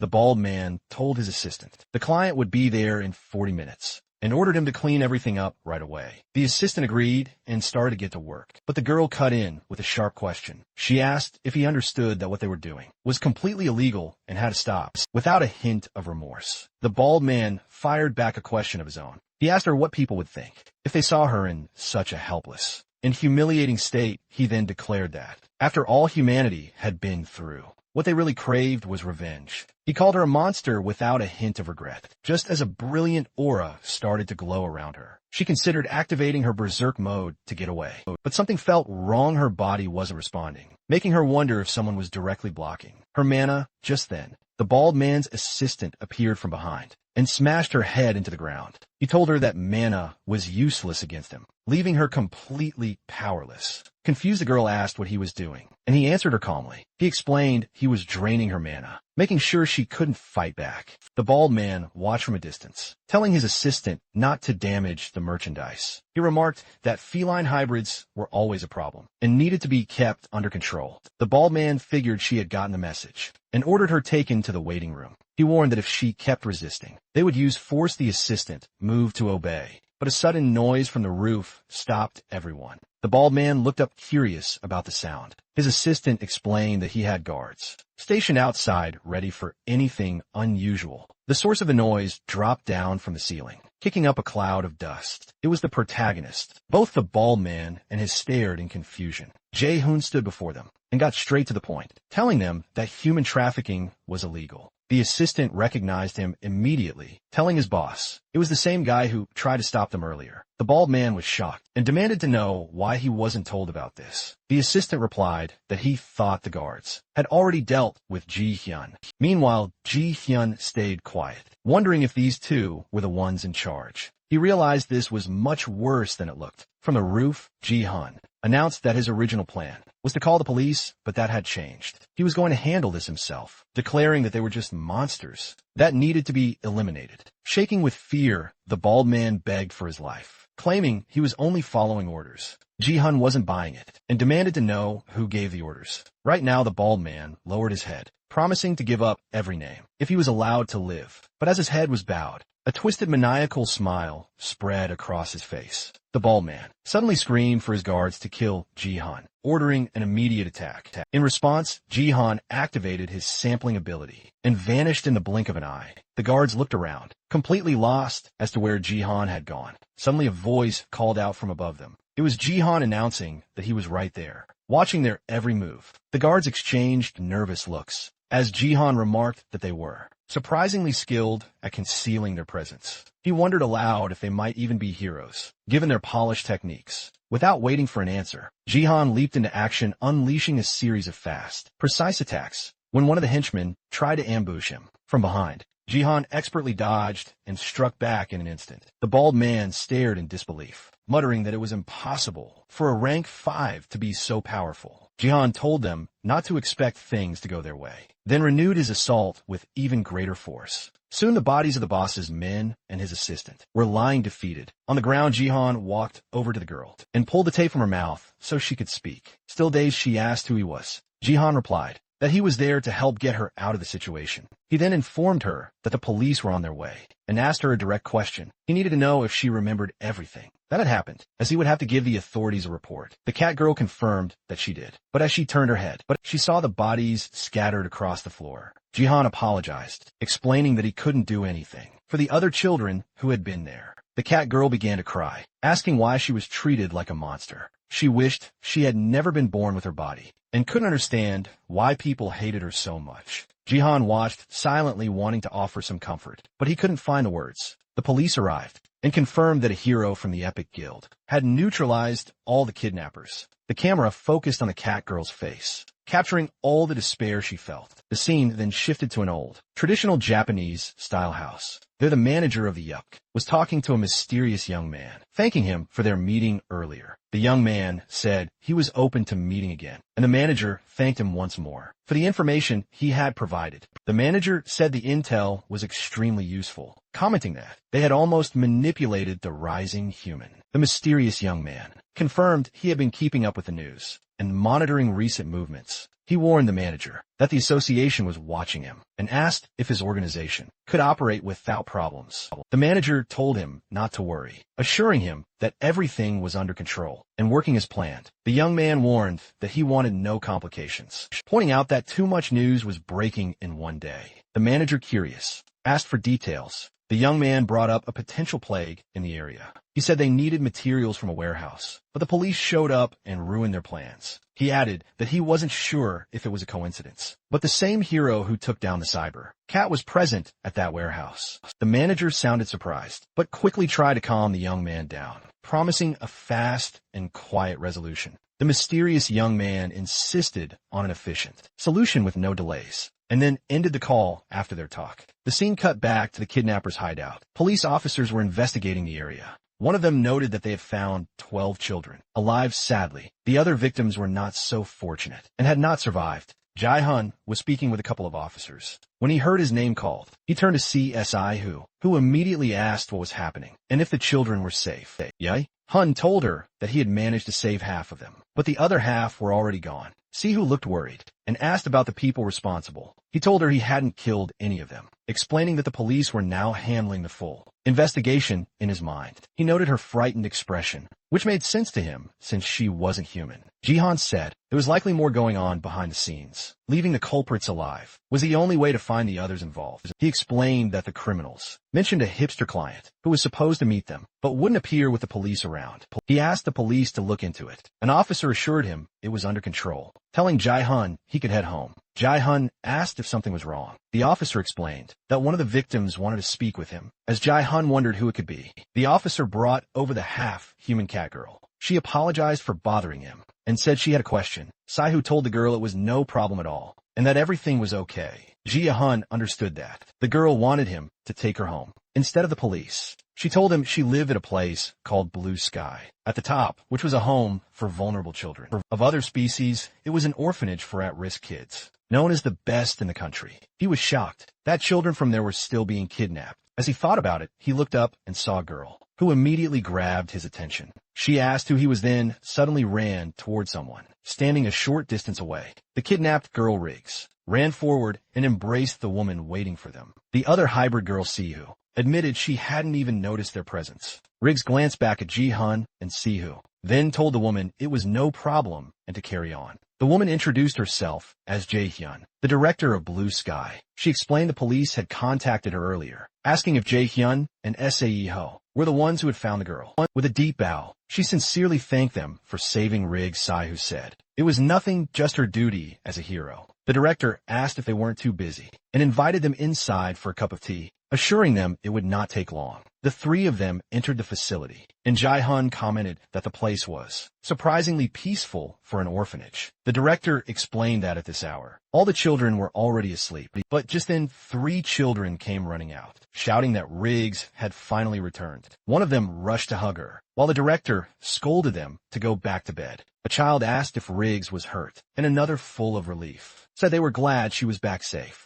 Jae-hun commented that the children didn't look like they'd gotten enough rest. The director apologized for them. Riggs then offered to take the children back to bed, herself asking the others to go ahead without her. Jae-hun noted how strong she was, even after everything that had happened. Soon the 3 of them were seated, waiting for Riggs to return. The director apologized again, explaining that children these days are very energetic. Jae-hun replied that it was refreshing to see children just being themselves without any restrictions. The director, looking downcast, admitted she had carelessly mentioned the kidnapping to the police. Because of this, she explained, all the children had stayed up, waiting for an explanation. Jae-hun seized the opportunity to ask if any other victim, besides Riggs, had been taken from the orphanage. The relieved smile, the director replied that Riggs was the only one involved in the incident. She lamented that other facilities had not been so lucky. Hearing this, Jae-hun became visibly shaken and asked if there had been similar cases in the past. At that moment, someone entered, apologizing for interrupting their conversation. Jae-hyun turned to see who it was. A red-haired woman walked in,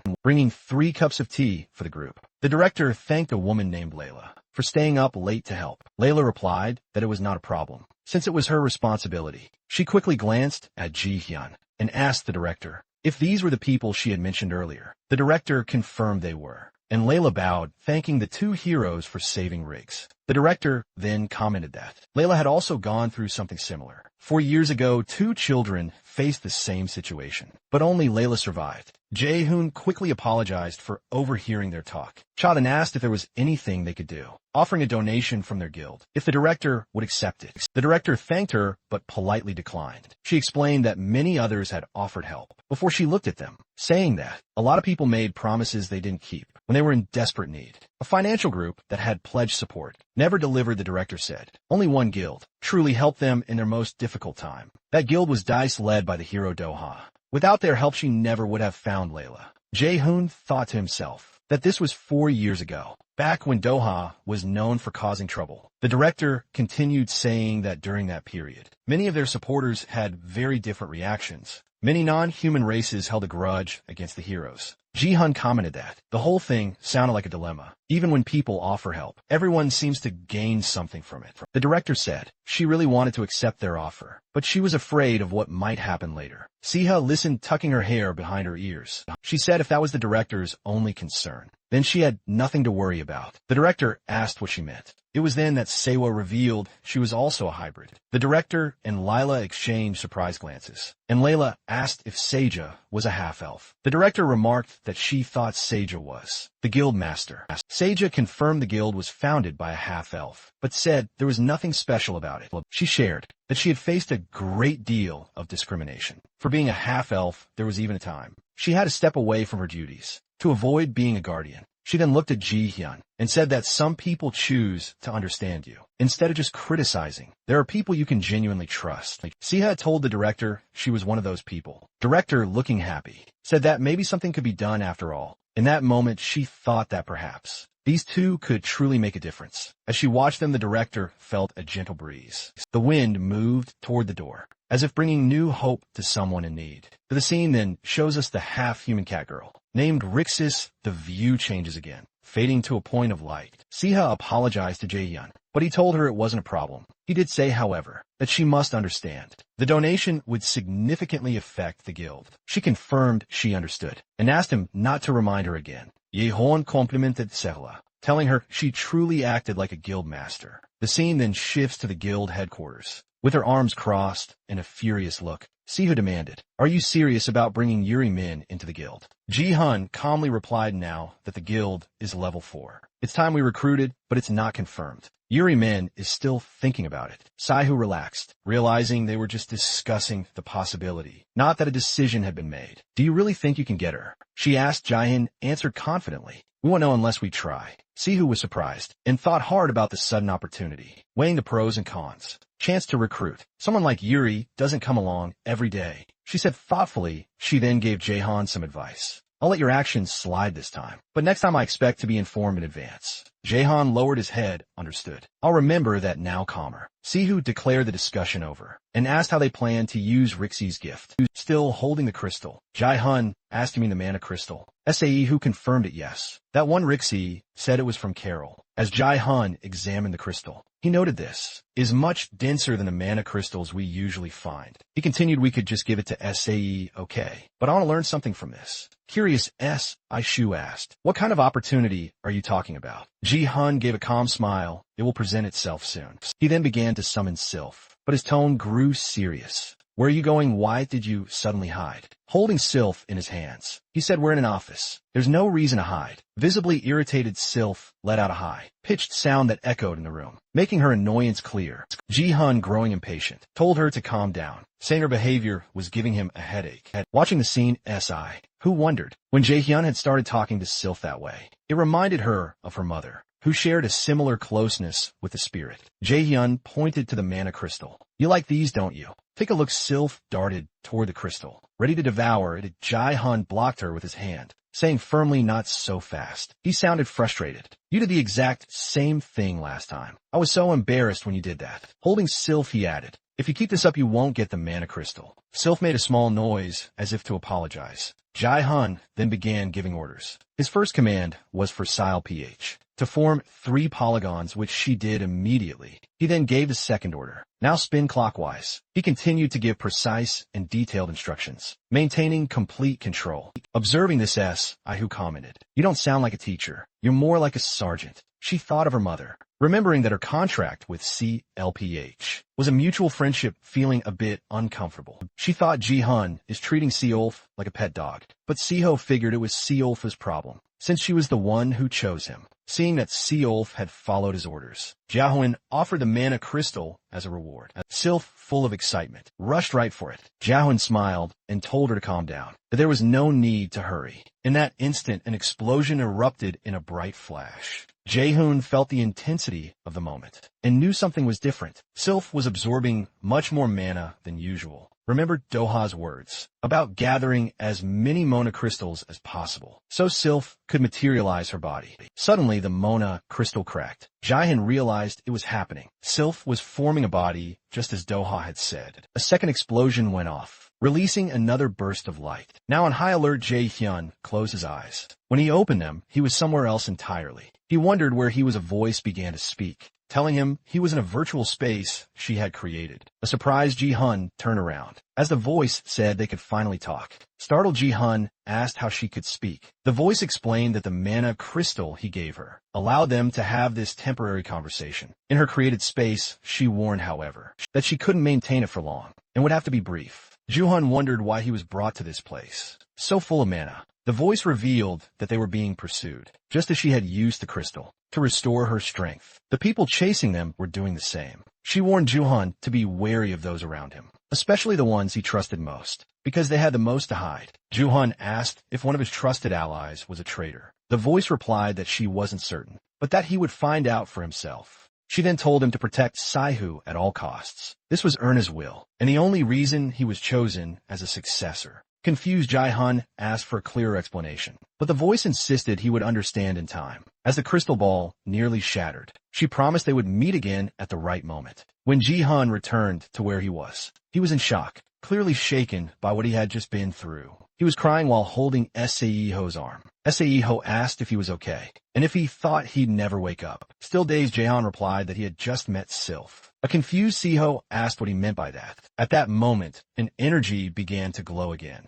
The two of them looked on, realizing that something had changed. The aura and the light it gave off were different. They both began to think that Sylph was now something else entirely. The scene then shifts to the UPC in Korea, where 3 people are present. One man was busy with some equipment near a test track. The 2 men who had fought Ji-han in the alley, now identified as 015 and 013, stood by as a vial of liquid was poured onto the rad. The researcher remarked that their last kidnapping attempt was a total failure because of it. They had lost their main base and the trust of their business partners. He demanded to know who should be held accountable for the disaster. As the rad began to transform, 015 spoke up, making it clear that his only task had been to provide an escort. He explained they avoided a direct fight with the hero because they were afraid of exposing themselves. The researcher, visibly frustrated, asked if they were seriously concerned about that. He questioned if those were really their excuses for being defeated by a single hero. With a stern look, the researcher told them this was not the reason they were created. He warned that he would not repeat himself. As the tension thickened around 015, the distressed researcher ordered them to bring in the hunter. From the old days, the 2 agents immediately agreed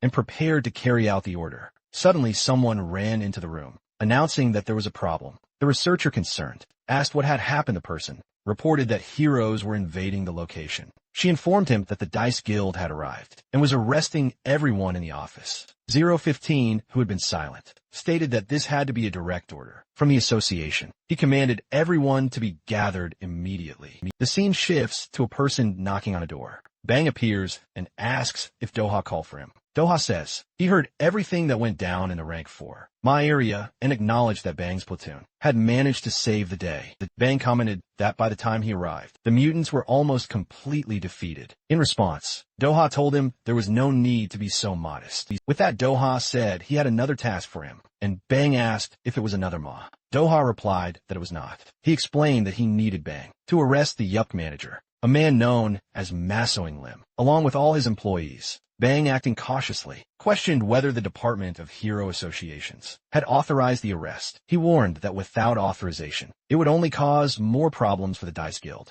Doha, determined, insisted they had to take the risk, saying they would never be able to capture them otherwise. He also revealed the most important piece of information, that there was a mole within the association. A confused Bang asked if he meant a traitor was collaborating with the Yup. Doha confirmed it and linked the mole to the recent increase in cases where heroes were involved in dark accidents. He emphasized that he saw no benefit in making pacts with other guilds. He warned Bang to be cautious, as he had a very bad feeling about all of this. The scene then shifts back to Bang. Inside the headquarters, a few of the detained people begged to be let go in, insisting they were innocent. Bang was lost in thought, mulling over what Doha had reported about the criminal activity. He looked around and saw that none of them seemed like any real danger. Just then, Kim Han-sok showed up. He said he checked them all and confirmed they were just ordinary civilians. Bang asked if they had found Massoning Lim yet. That's when one of the captured men started talking, warning that everyone would die if that person found out. Bang walked over to the man who looked half dead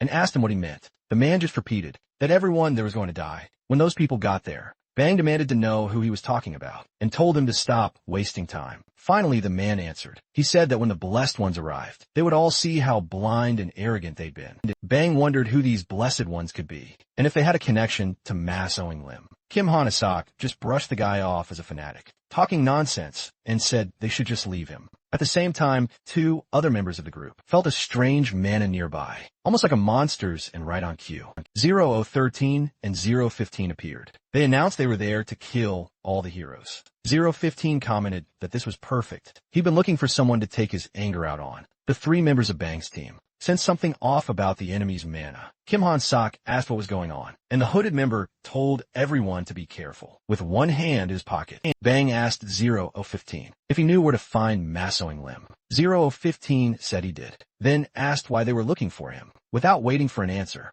015 rushed the group, shouting that they'd all become empty shells anyway. As he attacked just then, monstrous larvae started crawling out from around 015. The woman on the team drew her sword, activating her blue dragon wings slash ability. All of a sudden, a scream cut through the air. She knew something was wrong. The larvae were now attacking the other people. Allied with the manager, she couldn't understand why the creatures were attacking their own side, and thought about how strange 0113 and 015 were acting. 0113 suddenly appeared and punched her in the head, telling her he would save her and to just wait. She turned angry at herself for getting distracted. At the same time, 0013 unleashed a powerful attack, and energy exploded across the area. 0013 casually noted that the hero had managed to block his attack. The hooded member saw an opening and yelled that this was his chance. Just then, Kim Han-sok appeared from above, slamming a flying kick right into 013's head. The kick landed perfectly, driving 013's head straight into the ground. The three team members stood there, watching 013's motionless body.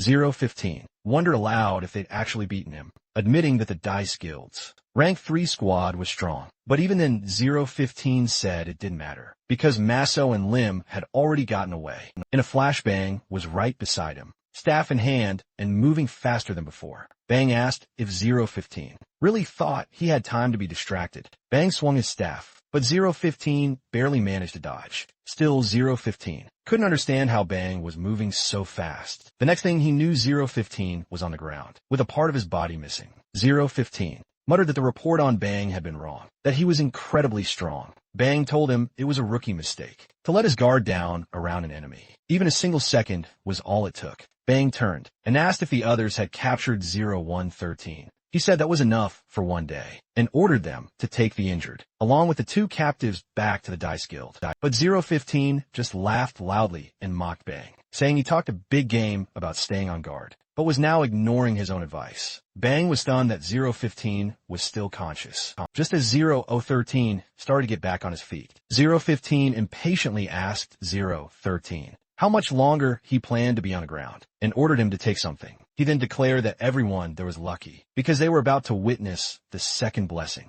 The scene then shifts to the Dice Guild building, where Saihu and Jihan were watching the place. Saihu remarked on how quickly the renovations had been finished. Jihan guessed it was because the guild master was an earth elementalist. Just then the Dice Guild assistant appeared. She greeted them, noting it had been a while, and asked what brought them to the guild. Saihu explained that they were there to see Doha. Hearing this, the assistant apologized and told them he wasn't available. Jihan took the opportunity to mention that their business involved Seal PH and asked her to please let Dohan know they had visited. Before she could reply, a shout grabbed their attention. A man came running up, reporting that they had lost contact with Bang Squad. He added that their last known location was the Yup headquarters. The assistant, shocked, scolded him for discussing such a sensitive matter out in the open where other guilds could overhear. She worried to herself, wondering why something so critical was happening. While Doha was gone, Jihan seized the moment to ask for an explanation about the relationship between Dice and the Yup. Following their conversation, the scene changes to a helicopter inside. The three of them flew toward the building, discussing their next move. Jihan broke the silence, asking if they had invaded the IUPC. In a serious tone, the assistant revealed that what she was about to share was highly confidential. She explained that weeks ago, the Hero Association had ordered all guilds to cooperate on a joint investigation into the IUPC. He named Maisoi Lim as the main person of interest in the operation. The plan had been discussed among South Korea's 6 largest guilds and was set to begin in the next few days. Saiho asked why the Dice Guild decided to act alone, if it was a joint effort. The assistant clarified that Diho doesn't trust the other guilds, believing that such operations often lead to unnecessary conflict. Because of this, the Dice Guild chose to act on its own and began the investigation ahead of the official plan. She admitted that Bang Squad was sent to invade the building, but they had lost all contact. At this, Saiho pointed out that they couldn't send another squad without exposing the guild.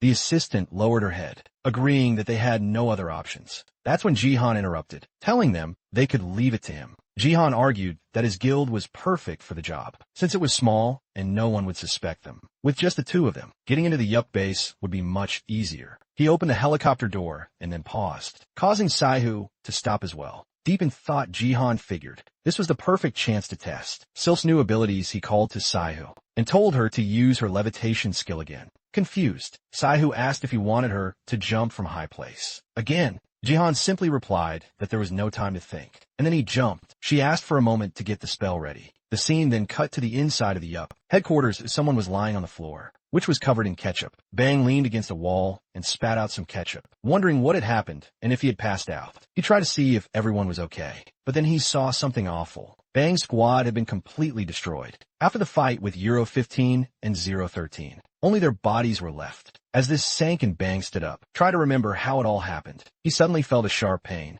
and saw that his arm was cut. He screamed in agony, crying out that it was all his fault. Just then 015 appeared and asked if Bang was just going to sit there. He taunted him, reminding Bang that he was the one who always said not to get distracted in a fight. 015 had a new look and declared that he had been waiting for Bang, adding that he wouldn't let the mana crystal go to waste. He then glanced to his side and asked if the other person felt the same. EO13 appeared now in a monstrous form and said, "Weak hero." Bang realized the bodies had been turned into monsters and knew the Yup was conducting these experiments. He decided he had to warn Doha at all costs. While Bang was lost in his thoughts, Kim Han-sok started sighing. Bang asked if he was listening, but Kim Han-sok just apologized, saying he should have protected everyone. As the squad's tank looking at Kim Han-sok's eyes, Bang said it was okay, seeing he was in no condition to move or speak. Bang mentioned that the guild was sending reinforcements, but Kim Han-sok said it didn't matter. He insisted Bang had to leave quickly, since he himself couldn't escape. He begged Bang to tell the guild what happened there. At that, Bang told him to stop talking, warning that if he continued, he would just cough up more ketchup. While Kim Han-sok insisted that Bang must survive, the gorilla, known as 013, delivered a powerful punch. Ketchup splattered everywhere. As Bang watched the horrifying scene, the gorilla began calling for the heroes. Bang stood up in a rage, calling them bastards and vowing to take them both down. However, as he spoke, 013's hand came right for him. Bang took a direct hit and was slammed into the wall, with enough force to hear his bones breaking. 015 and 013 remained standing. 015 commented on how tragic the situation was. He told 0013 not to kill Bang, as he wanted to bring him to the manager. At that moment, a voice declared from the background that no one was leaving. It was Jihan and Saihu, who had arrived. Bang stared, asking Jihan what he was doing there. He yelled that they needed reinforcements and urgent medical care for his team. Jihan simply took in the scene, realizing nothing more needed to be said. 013 in charge straight for Jihan, shouting about taking his head to the manager. 015 warned him to stay back and be careful. Jihan told Saihu he would handle this by himself, and she asked if he was really sure he could. As he gathered power in his hand, Jihan asked her to stay behind, so she wouldn't get hurt if he lost control. He admitted he still wasn't entirely sure he could manage Sylph. At that very moment, Sylph's physical form appeared. Jihan began to strike as 013. Drawing his sword, his eyes glowed as he felt the overwhelming mana from Sylph. As 013 closed in, Jihan noticed his blade had changed, transformed by Sylph's power. In that instant, Jihan delivered a powerful strike toward the gorilla, his attack emitting an intense glow. The move was called Aura Blade. This power comes from mana manipulation. It's a force derived from nature, obtainable only through a contract with an elemental spirit. The explanation went on, noting that normal elemental magic also originates from nature. However, that kind of magic is a mere limitation compared to true elemental manipulation. This manipulation is born from a genuine connection between the element and the contractor, operating on a completely different level. For Jihan, this part was easy, but he faced a bigger problem. He had almost no mana, unlike other heroes born with plenty. Jihan had none whenever he used magic. He was risking his life to cope. He developed a technique to consume minimal mana, which made his fighting style resemble swordsmanship. More than powerful magic, but things had changed. Sylph had evolved, allowing her elemental form to take a physical shape. With this, Jihan could draw additional mana directly from the elemental. Instead of using his own, he had surpassed his previous limits and become a true wind elementalist. In the next scene, 015 covered his face as dust filled the area. He couldn't understand how Jihan defeated 013 with a single blow, especially in his powerful form. Zero's 013 lay on the ground, his body split, calling for the hero and saying he must be eliminated. Under the manager's orders, Jihan observed 013 and noticed a purple glow coming from his mana, which resembled the mutants. He deduced that their bodies were likely fused with mutant elements. Jihan then turned to 015 and recalled that he had mentioned crossing paths before in the alley during a small confrontation. He admitted that back then he couldn't have defeated 015, but warned that this time it would be different. Jihan summoned Sylph and gripped his sword, advancing towards 015. He declared that one way or another, he would uncover everything about what 015 is and what he's planning 015. Terrified, realized Jihan was too strong, and fighting him would be suicide. He recalled Masoning Lim's orders to bring back Jihan's head, and knew returning empty-handed would have severe consequences. Looking back, 015 saw the fallen body and started thinking of how he could use it. 0 to 15 sent his larvae swarming toward the fallen body, taking control of it in an instant. Now holding Bang captive, 0 to 15 asked Jihan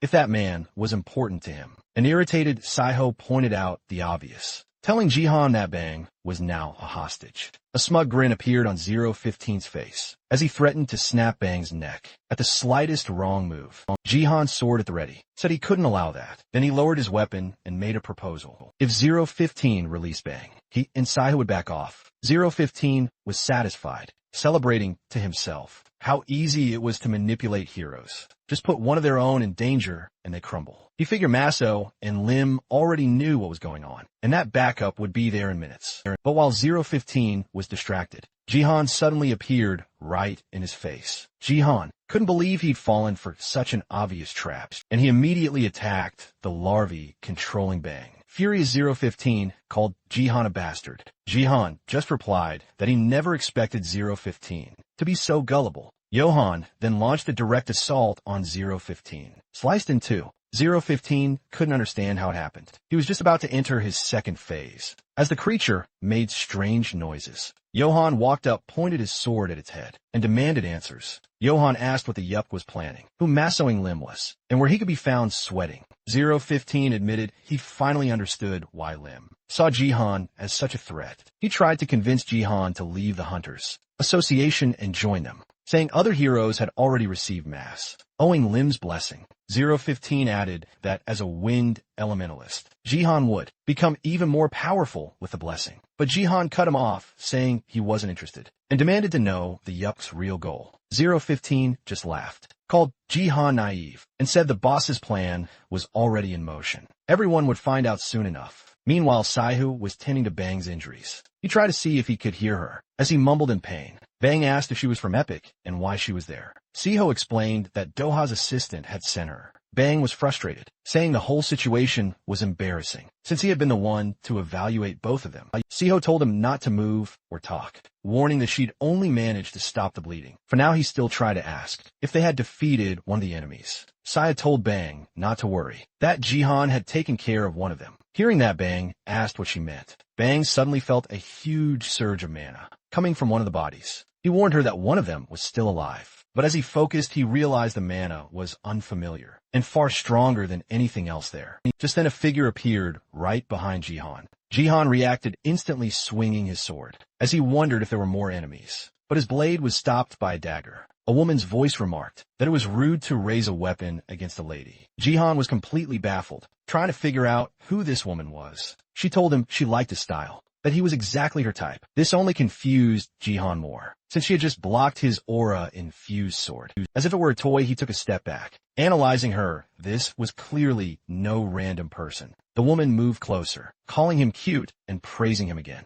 Then she asked if he wanted to be her boyfriend, promising she would take very good care of him. A surprised Jihan replied no. Thank you. His mind raced, wondering if she was another one of the UPC's experiments. The woman sighed, saying it was a shame because she had really wanted him. Her attention then shifted to 015. On the ground, she commented that he would catch a cold lying there. 015 desperately pleaded for another chance, claiming all he needed was one more mana crystal. The woman stood over him, stating that he had already reached his limit after using 2 of them. She explained that test subjects like him couldn't handle any more than that. But 015 kept begging, insisting he could beat Jihan with just one more crystal. Her patience ran out. She struck 015's body, saying she hated repeating herself. Jihan watched the scene in shock. The woman declared that those who can't win a simple fight don't deserve a second chance. She continued to attack 015 before finally turning back to Jihan. She said she was curious to see how he would handle this, but warned him he only had one chance. She wanted to see if he would mess everything up. After delivering several more blows to 015,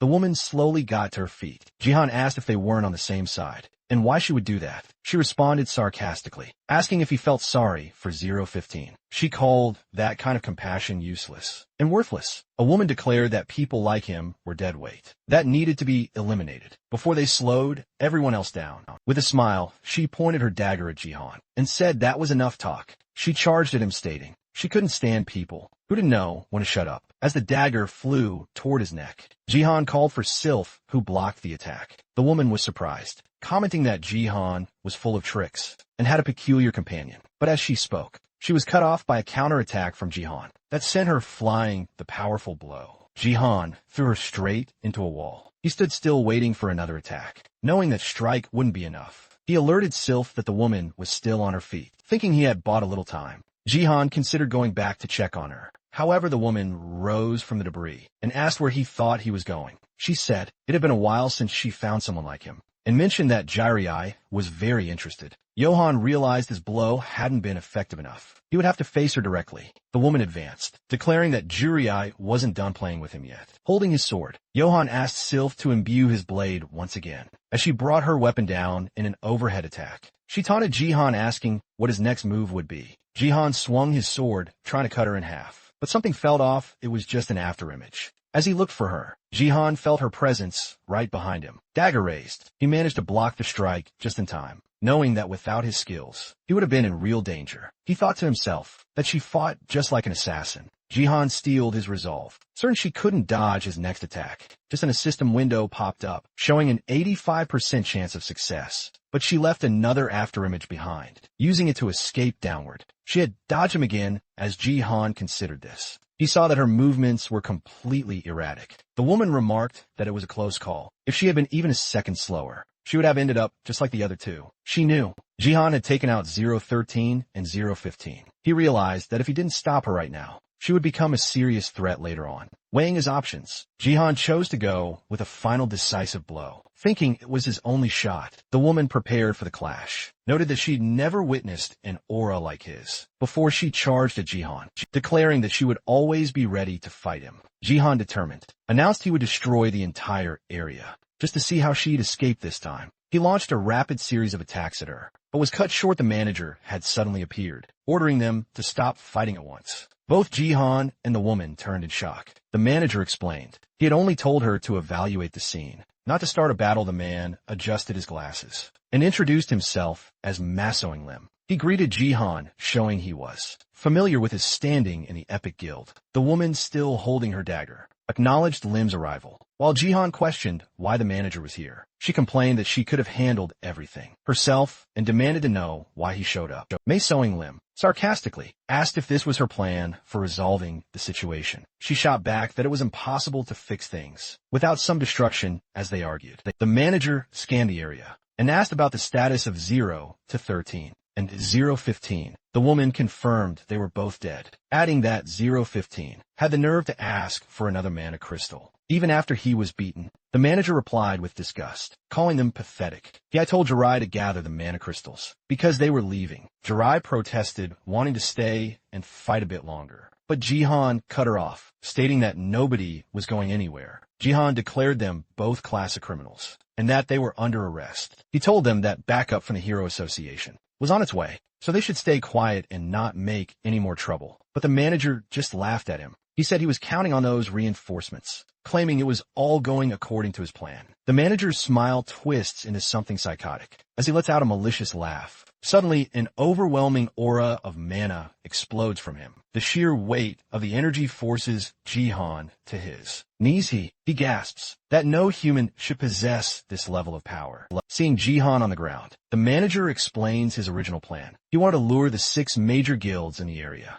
right to the spot, but he says the Dice Guild ruined everything by acting alone. Still, he considers it a partial success. Confused, Jihan asks if the manager was always a mole in the association, insisting no member would ever approve of such an extreme plan. The manager confirms the association doesn't just follow his orders. Jerry then chimes in, telling Jihan he's more naive than she thought. She reveals the association has a traitor. Jihan is left stunned, trying to make sense of it all. The scene cuts to the office of the association's president. Inside, the general president, Jun Young, slams a paper down on his desk. He declares that the time has finally come. Jun Young walks out, locking the door behind him. Just then a voice echoes through the room, asking what the hurry is. The figure who steps forward is Doha. He gives the president a hard look and asks how the traitor is doing. The president is clearly nervous, but tries to hide his fear, asking Doha what he means. Before he can get another word out, a block of earth shoots up from the floor and smacks him in the head.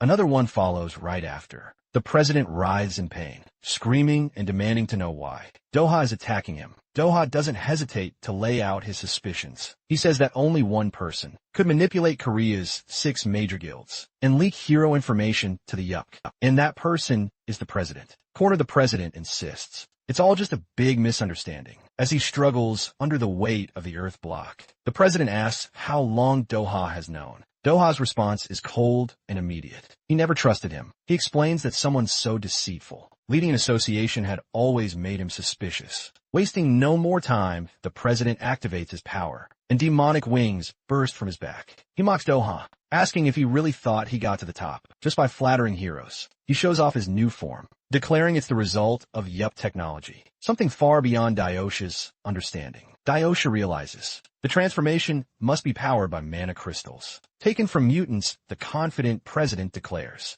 the age of heroes is finished, calling them outdated relics that need to be destroyed. Doha stays calm and raises an earth wall to defend himself, but the president smashes right through it. Laughing at the effort, the president charges forward, calling Doha a mere Class 1 hero. Doha watches his opponent's destructive power carefully. He dodges a sharp attack and in one quick motion, grabs the president's arm. Doha states that he never underestimates close quarters. Fighting then, with a burst of strength, Doha dislocates the president's arm. The president let out a dramatic scream, but Doha knew it was just for show. Then, the president unleashed a horrifying ability called Dark Pulse, letting out a terrifying shriek. Doha felt the sheer force of the attack, which reminded him of the demonic wings. He understood that the president was no longer human. The blast tore through the surroundings, escalating the fight as the dust settled, revealing a massive crater. The association president raised his hand in victory. He jeered at Doha, questioning if he was really as strong as his reputation suggested, and gloated about how the tables had turned. Full of himself, the president provoked Doha further,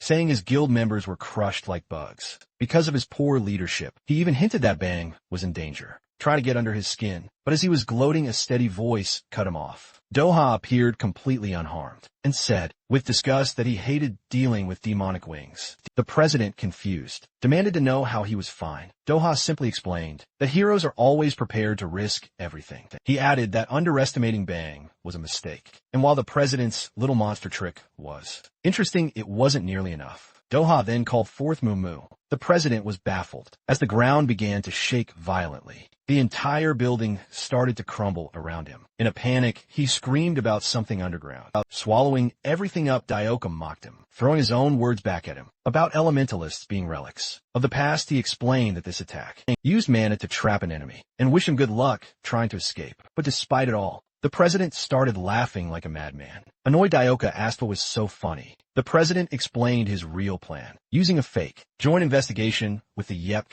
as a cover. He had sent tons of heroes far away from the city. He then announced that the main event was just getting started. The scene cut to a quiet street, where people were walking around peacefully. A little boy pointed up at the sky, getting his mother's attention. Before she could figure out what he was looking at, she felt a sense of dread, and a monster suddenly appeared. Chaos erupted as everyone started screaming for help. The mother threw herself over her child to protect him. In the middle of the panic, a heroine named Msoying arrived. She told the woman and her son that they were safe now, and promised to protect them. Meanwhile, monsters started popping up all over the city, spreading fear. A giant spider chased after a group of civilians, until a hero with a massive hammer showed up. He smashed the creature with a devastating move, called Colossus Impact. Watching the chaos unfold, Kong Jin appeared tired of just sitting around. He saw this as the perfect chance to make his move. The battle grew more intense, as more monsters swarmed in, and heroes fought to defend the city. Among them was the red-haired Guts, who launched a powerful strike against one of the creatures.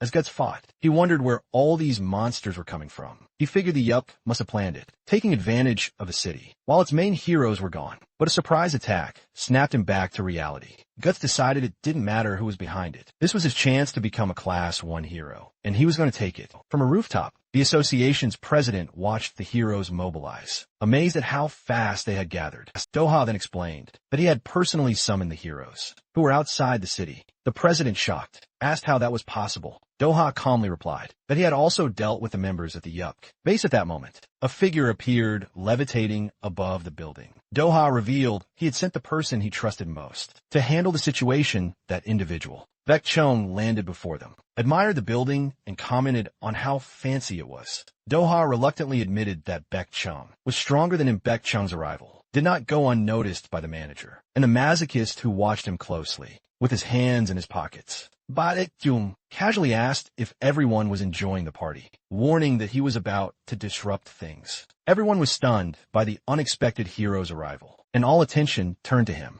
standing before the manager. And a masochist was Bak Chung, the leader of Red Hall, Korea's most powerful guild. He was known as the strongest hero in the country. The tension in the air thickened just from his presence. Facing the manager, Baek asked if he was Mason Lim. Lim demanded to know why someone like Baek was there, while the masochist simply commented that he was handsome. The manager warned Baek about the monster invasion spreading across Korea, stressing that a hero of his caliber should be on the front lines. But Baek said there was no need to worry. He was just asked to stop by, assuring them that other heroes were handling the monsters. He left behind his gaze, then shifted to Jihan, noting there was an unexpected visitor. Baek remarked that Doha had spoken a lot about Jihan. He tilted his head and asked what brought him there, questioning if he was allied with Mason Lim. Jihan quickly denied it, realizing that Baek's mana was even more intense than Mason's. Thinking about the failure of the Dice Guild heroes, Jihan concluded the situation was not in his favor. Baek, however, said he expected something different, but that it no longer mattered. He began to cast an ability called Reverie, revealing his plan to take everyone there with him. As his magic flared, the manager murmured that he had only heard reports of Baek's true power. He realized with dread that Baek fully intended to eliminate them all. Desperate, the manager told Jerry to forget the mana crystals and run immediately back. Now holding a staff, assured them there was no escape. Everyone was already trapped in his magic. The palaces of dreams. The manager noticed they were no longer on the building, and Jerry commented that everything felt like a dream. Baek explained that this place was a virtual space he had created, and only he could decide who was allowed to leave. Jihan remained on his knees, struggling to grasp how anyone could create something on this scale. It reminded him of Sylph's power, so he activated his analysis skill to learn more about Baek's magic. Window appeared, explaining that Baek crafted dreams where truth and reality became one. When the crushing mana vanished, Jihan got to his feet. He moved toward the manager, declaring he was done wasting time. But in an instant, Jihan found himself teleported right next to Baek. Baek remarked on how fast Jihan was to attack the moment he had a chance. Confused by the sudden shift, Jihan was taunted by Baek, who asked if he really couldn't understand what just happened. Jihan had simply been moved from one spot to another. Baek told him to look back at the manager, warning that if he hadn't interfered, Jihan would be dead. That's when Jihan saw the monsters erupting from the manager's back. He stared, completely baffled, and wondered what those things were. The manager took off his glasses, admitting things weren't going according to plan. He said he always knew he'd have to face a hero this strong one day. Then he powered up his abilities and began to transform even more. He had sprouted so many tentacles. They became a blur, a direct result of pumping his body full of massive amounts of mana crystals. This transformation was the peak of all research done by my Sewing Limb. Meanwhile, Baek's special technique, the Dream Palace, allowed him to use magic with no range limit. But even though it seemed perfect, the ability had a few major flaws. The first flaw is the massive amount of mana it drains. The Dream Palace uses so much power that most mages couldn't keep it up for even a minute. Baek, however, was different. His incredible mana reserves let him push past that limit, which is why he was known as Korea's greatest mage.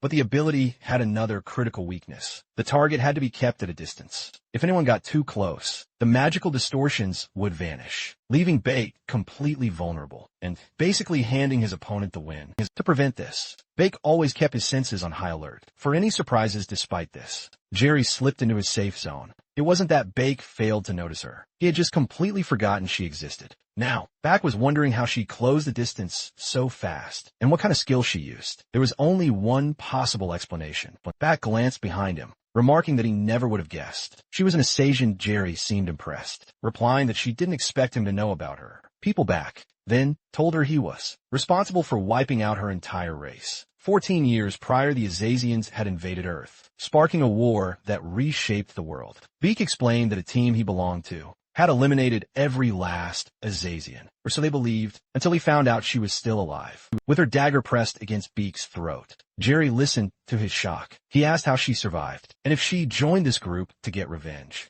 Jerry just laughed. She said she had no interest in avenging a failed race that couldn't even win a war. She then revealed her true goal: to fill the world with chaos, blood, and screams. Baek noted that sounded just like her kind, but Jerry warned that she couldn't let Miss Oing Lim die, because her boss had big plans for him. Baek asked if her boss was still alive. Jerry just laughed, saying maybe he was, maybe he wasn't, and announced their little chat was over. So she moved to finish Baek, but he told her he'd learned enough and didn't need to focus on her anymore. Just then, Baek warned that someone far more dangerous was about to show up, and Jae-hun appeared. Jae-hun saw that Baek's magic was useless against Jerry at this range, but that didn't stop him from attacking someone else. Jae-hun unleashed his aura blade, and the resulting blast caused immense destruction. Baek told Jae-hun he should have been more careful. Jae-hun shot back that he didn't hold back, because he knew Baek could take it. Looking at the damage to the Dream Palace, Baek was impressed. He realized Jae-hun was powerful enough to take on Doha,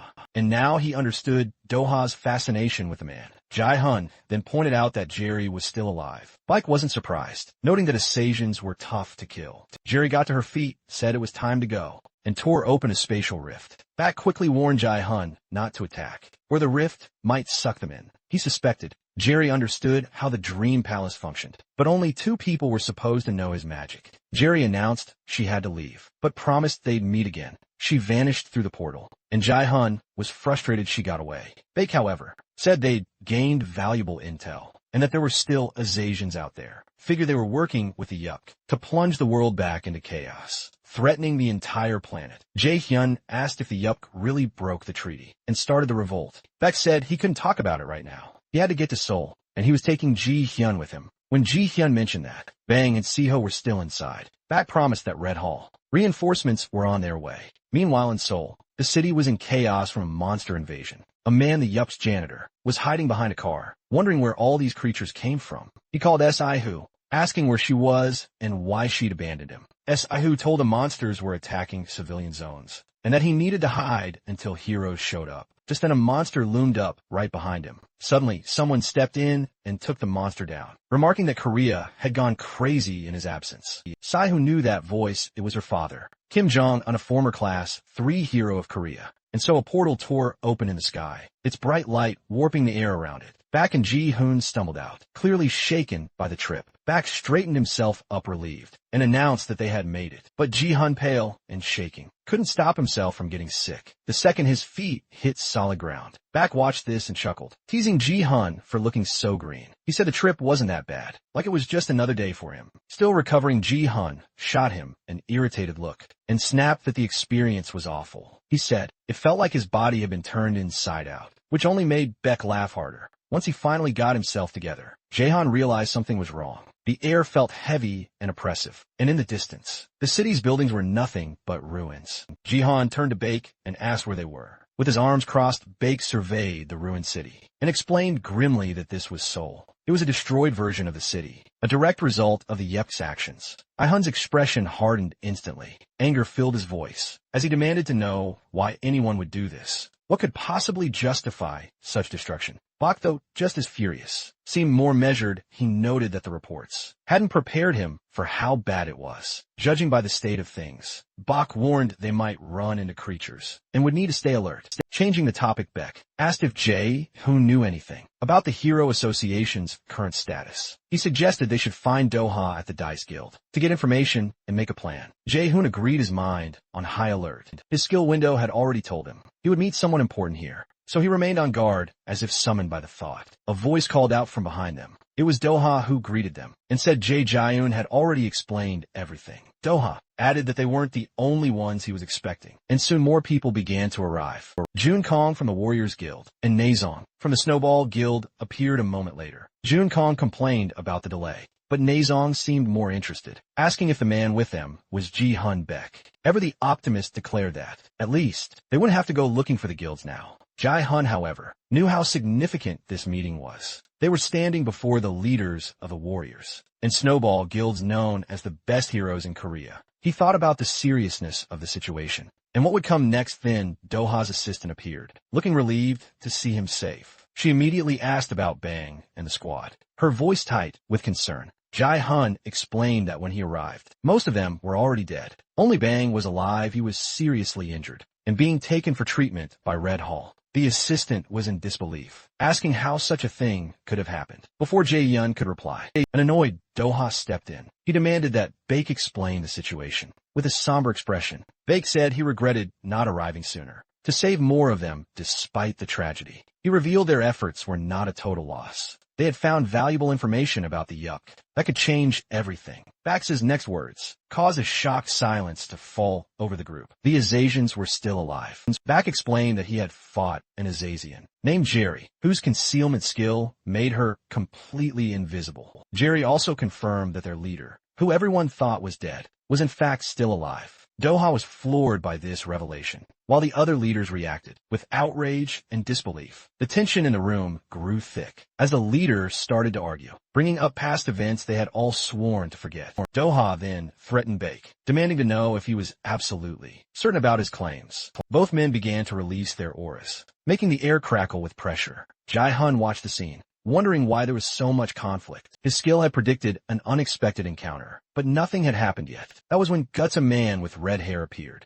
Juno pointed at him, remarking that they were now facing the 6 greatest guild leaders. Guts, annoyed, scolded his subordinate for showing herself in front of rank 1 heroes. She, however, was just grateful to be there, even with the situation being so chaotic. Guts declared that the Curious Guild would have to prove its worth against a major guild, sooner or later. Meanwhile, his subordinates argued among themselves. One of them pointed at Ji-hun, who was interacting with the guild leaders. Seeing Ji-hun brought back bitter memories for Guts, who recalled kicking him out of the guild on orders from his superiors. He had told Ji-hun it was for his own safety, but the real reason was much crueler. When confronted, Ji-hun had simply asked for the truth. Guts finally admitted that he considered Ji-hun useless, and that his constant meddling was hurting the squad. Ji-hun calmly thanked him for his honesty and accepted the expulsion. Before walking away, he gave Guts one last piece of advice, telling him he would never reach rank 1, no matter how hard he tried. These words made Guts furious, and he started cursing Ji-hun.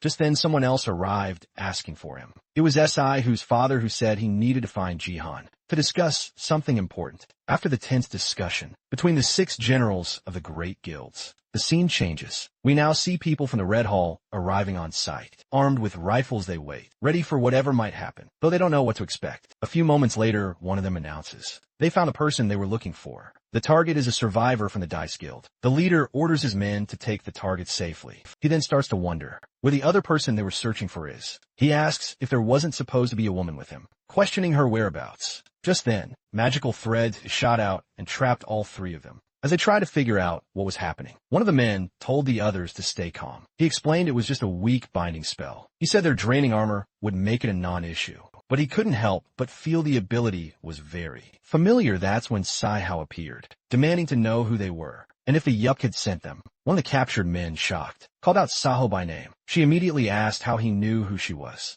In response, the man removed his helmet to reveal his face. He said he was surprised to find that their rescue target was none other than Saho herself. He introduced himself as Yin Jing and reminded her They had studied together at the Hero Academy. The scene then shifts to Guts, Mess Oing and Siho's father. Guts confronts the older man, asking what a civilian is doing there. The man replied that he was just a civilian, passing through, and mentioned they had been talking about Jihan. Guts grew suspicious, questioning how he could be a civilian when the city had been closed for hours. He demanded the man explain his presence in a war zone and reveal his true identity. Seo's father remarked that Guts was a bit aggressive, but admitted he had a point. He then explained that he had no documents to prove who he was. At that moment, the cleaner from the Epic Guild stepped in. He asked everyone to wait, promising he would explain everything. He revealed that he manages Mong Tang, a monster cleaning service, partnered with the Epic Guild. Then he introduced himself as Jihan Kim,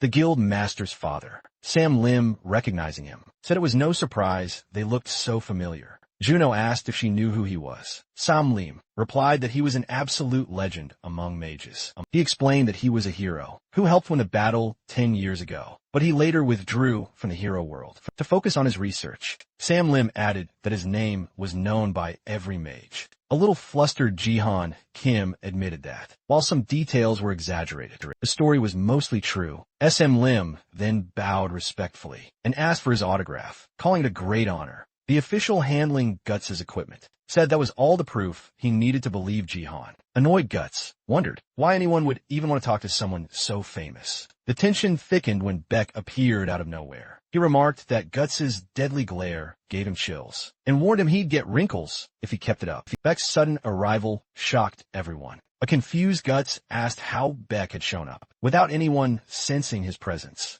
Beck explained he'd been watching from a distance and saw they were just novice heroes from the Hero Guild. He then turned to Jihan Kim and demanded to know what he was doing in Korea. Jihan greeted him, saying it had been a long time. The suspicious glare. Beck noted that Jihan hadn't been in Korea for years. He had showed up right as the country was in trouble. Jihan explained he was there to handle family matters and hoped Beck would understand. Jihan revealed it was the anniversary of his wife's death, and he had come to commemorate it. With Shihao still worried, Beck used an ability and instantly appeared beside Jihan, calling him an idiot for not telling him sooner. The others could only stare, wondering what just happened. Beck's tone softened as he said it had been too long, and invited Jihan for a drink once things were settled. Jihan politely declined, saying he wouldn't have the time. Just then one of the cleaners was called over, and he recognized the voice. He ran toward Jihan, exclaiming that it had been years. Surprised, Jihan asked what he was doing there. Jihan then noticed Guts, whose real name was Hyun Tae Kim. Guts just muttered something under his breath. Jihan observed that everyone present seemed to be fighting the city's monsters.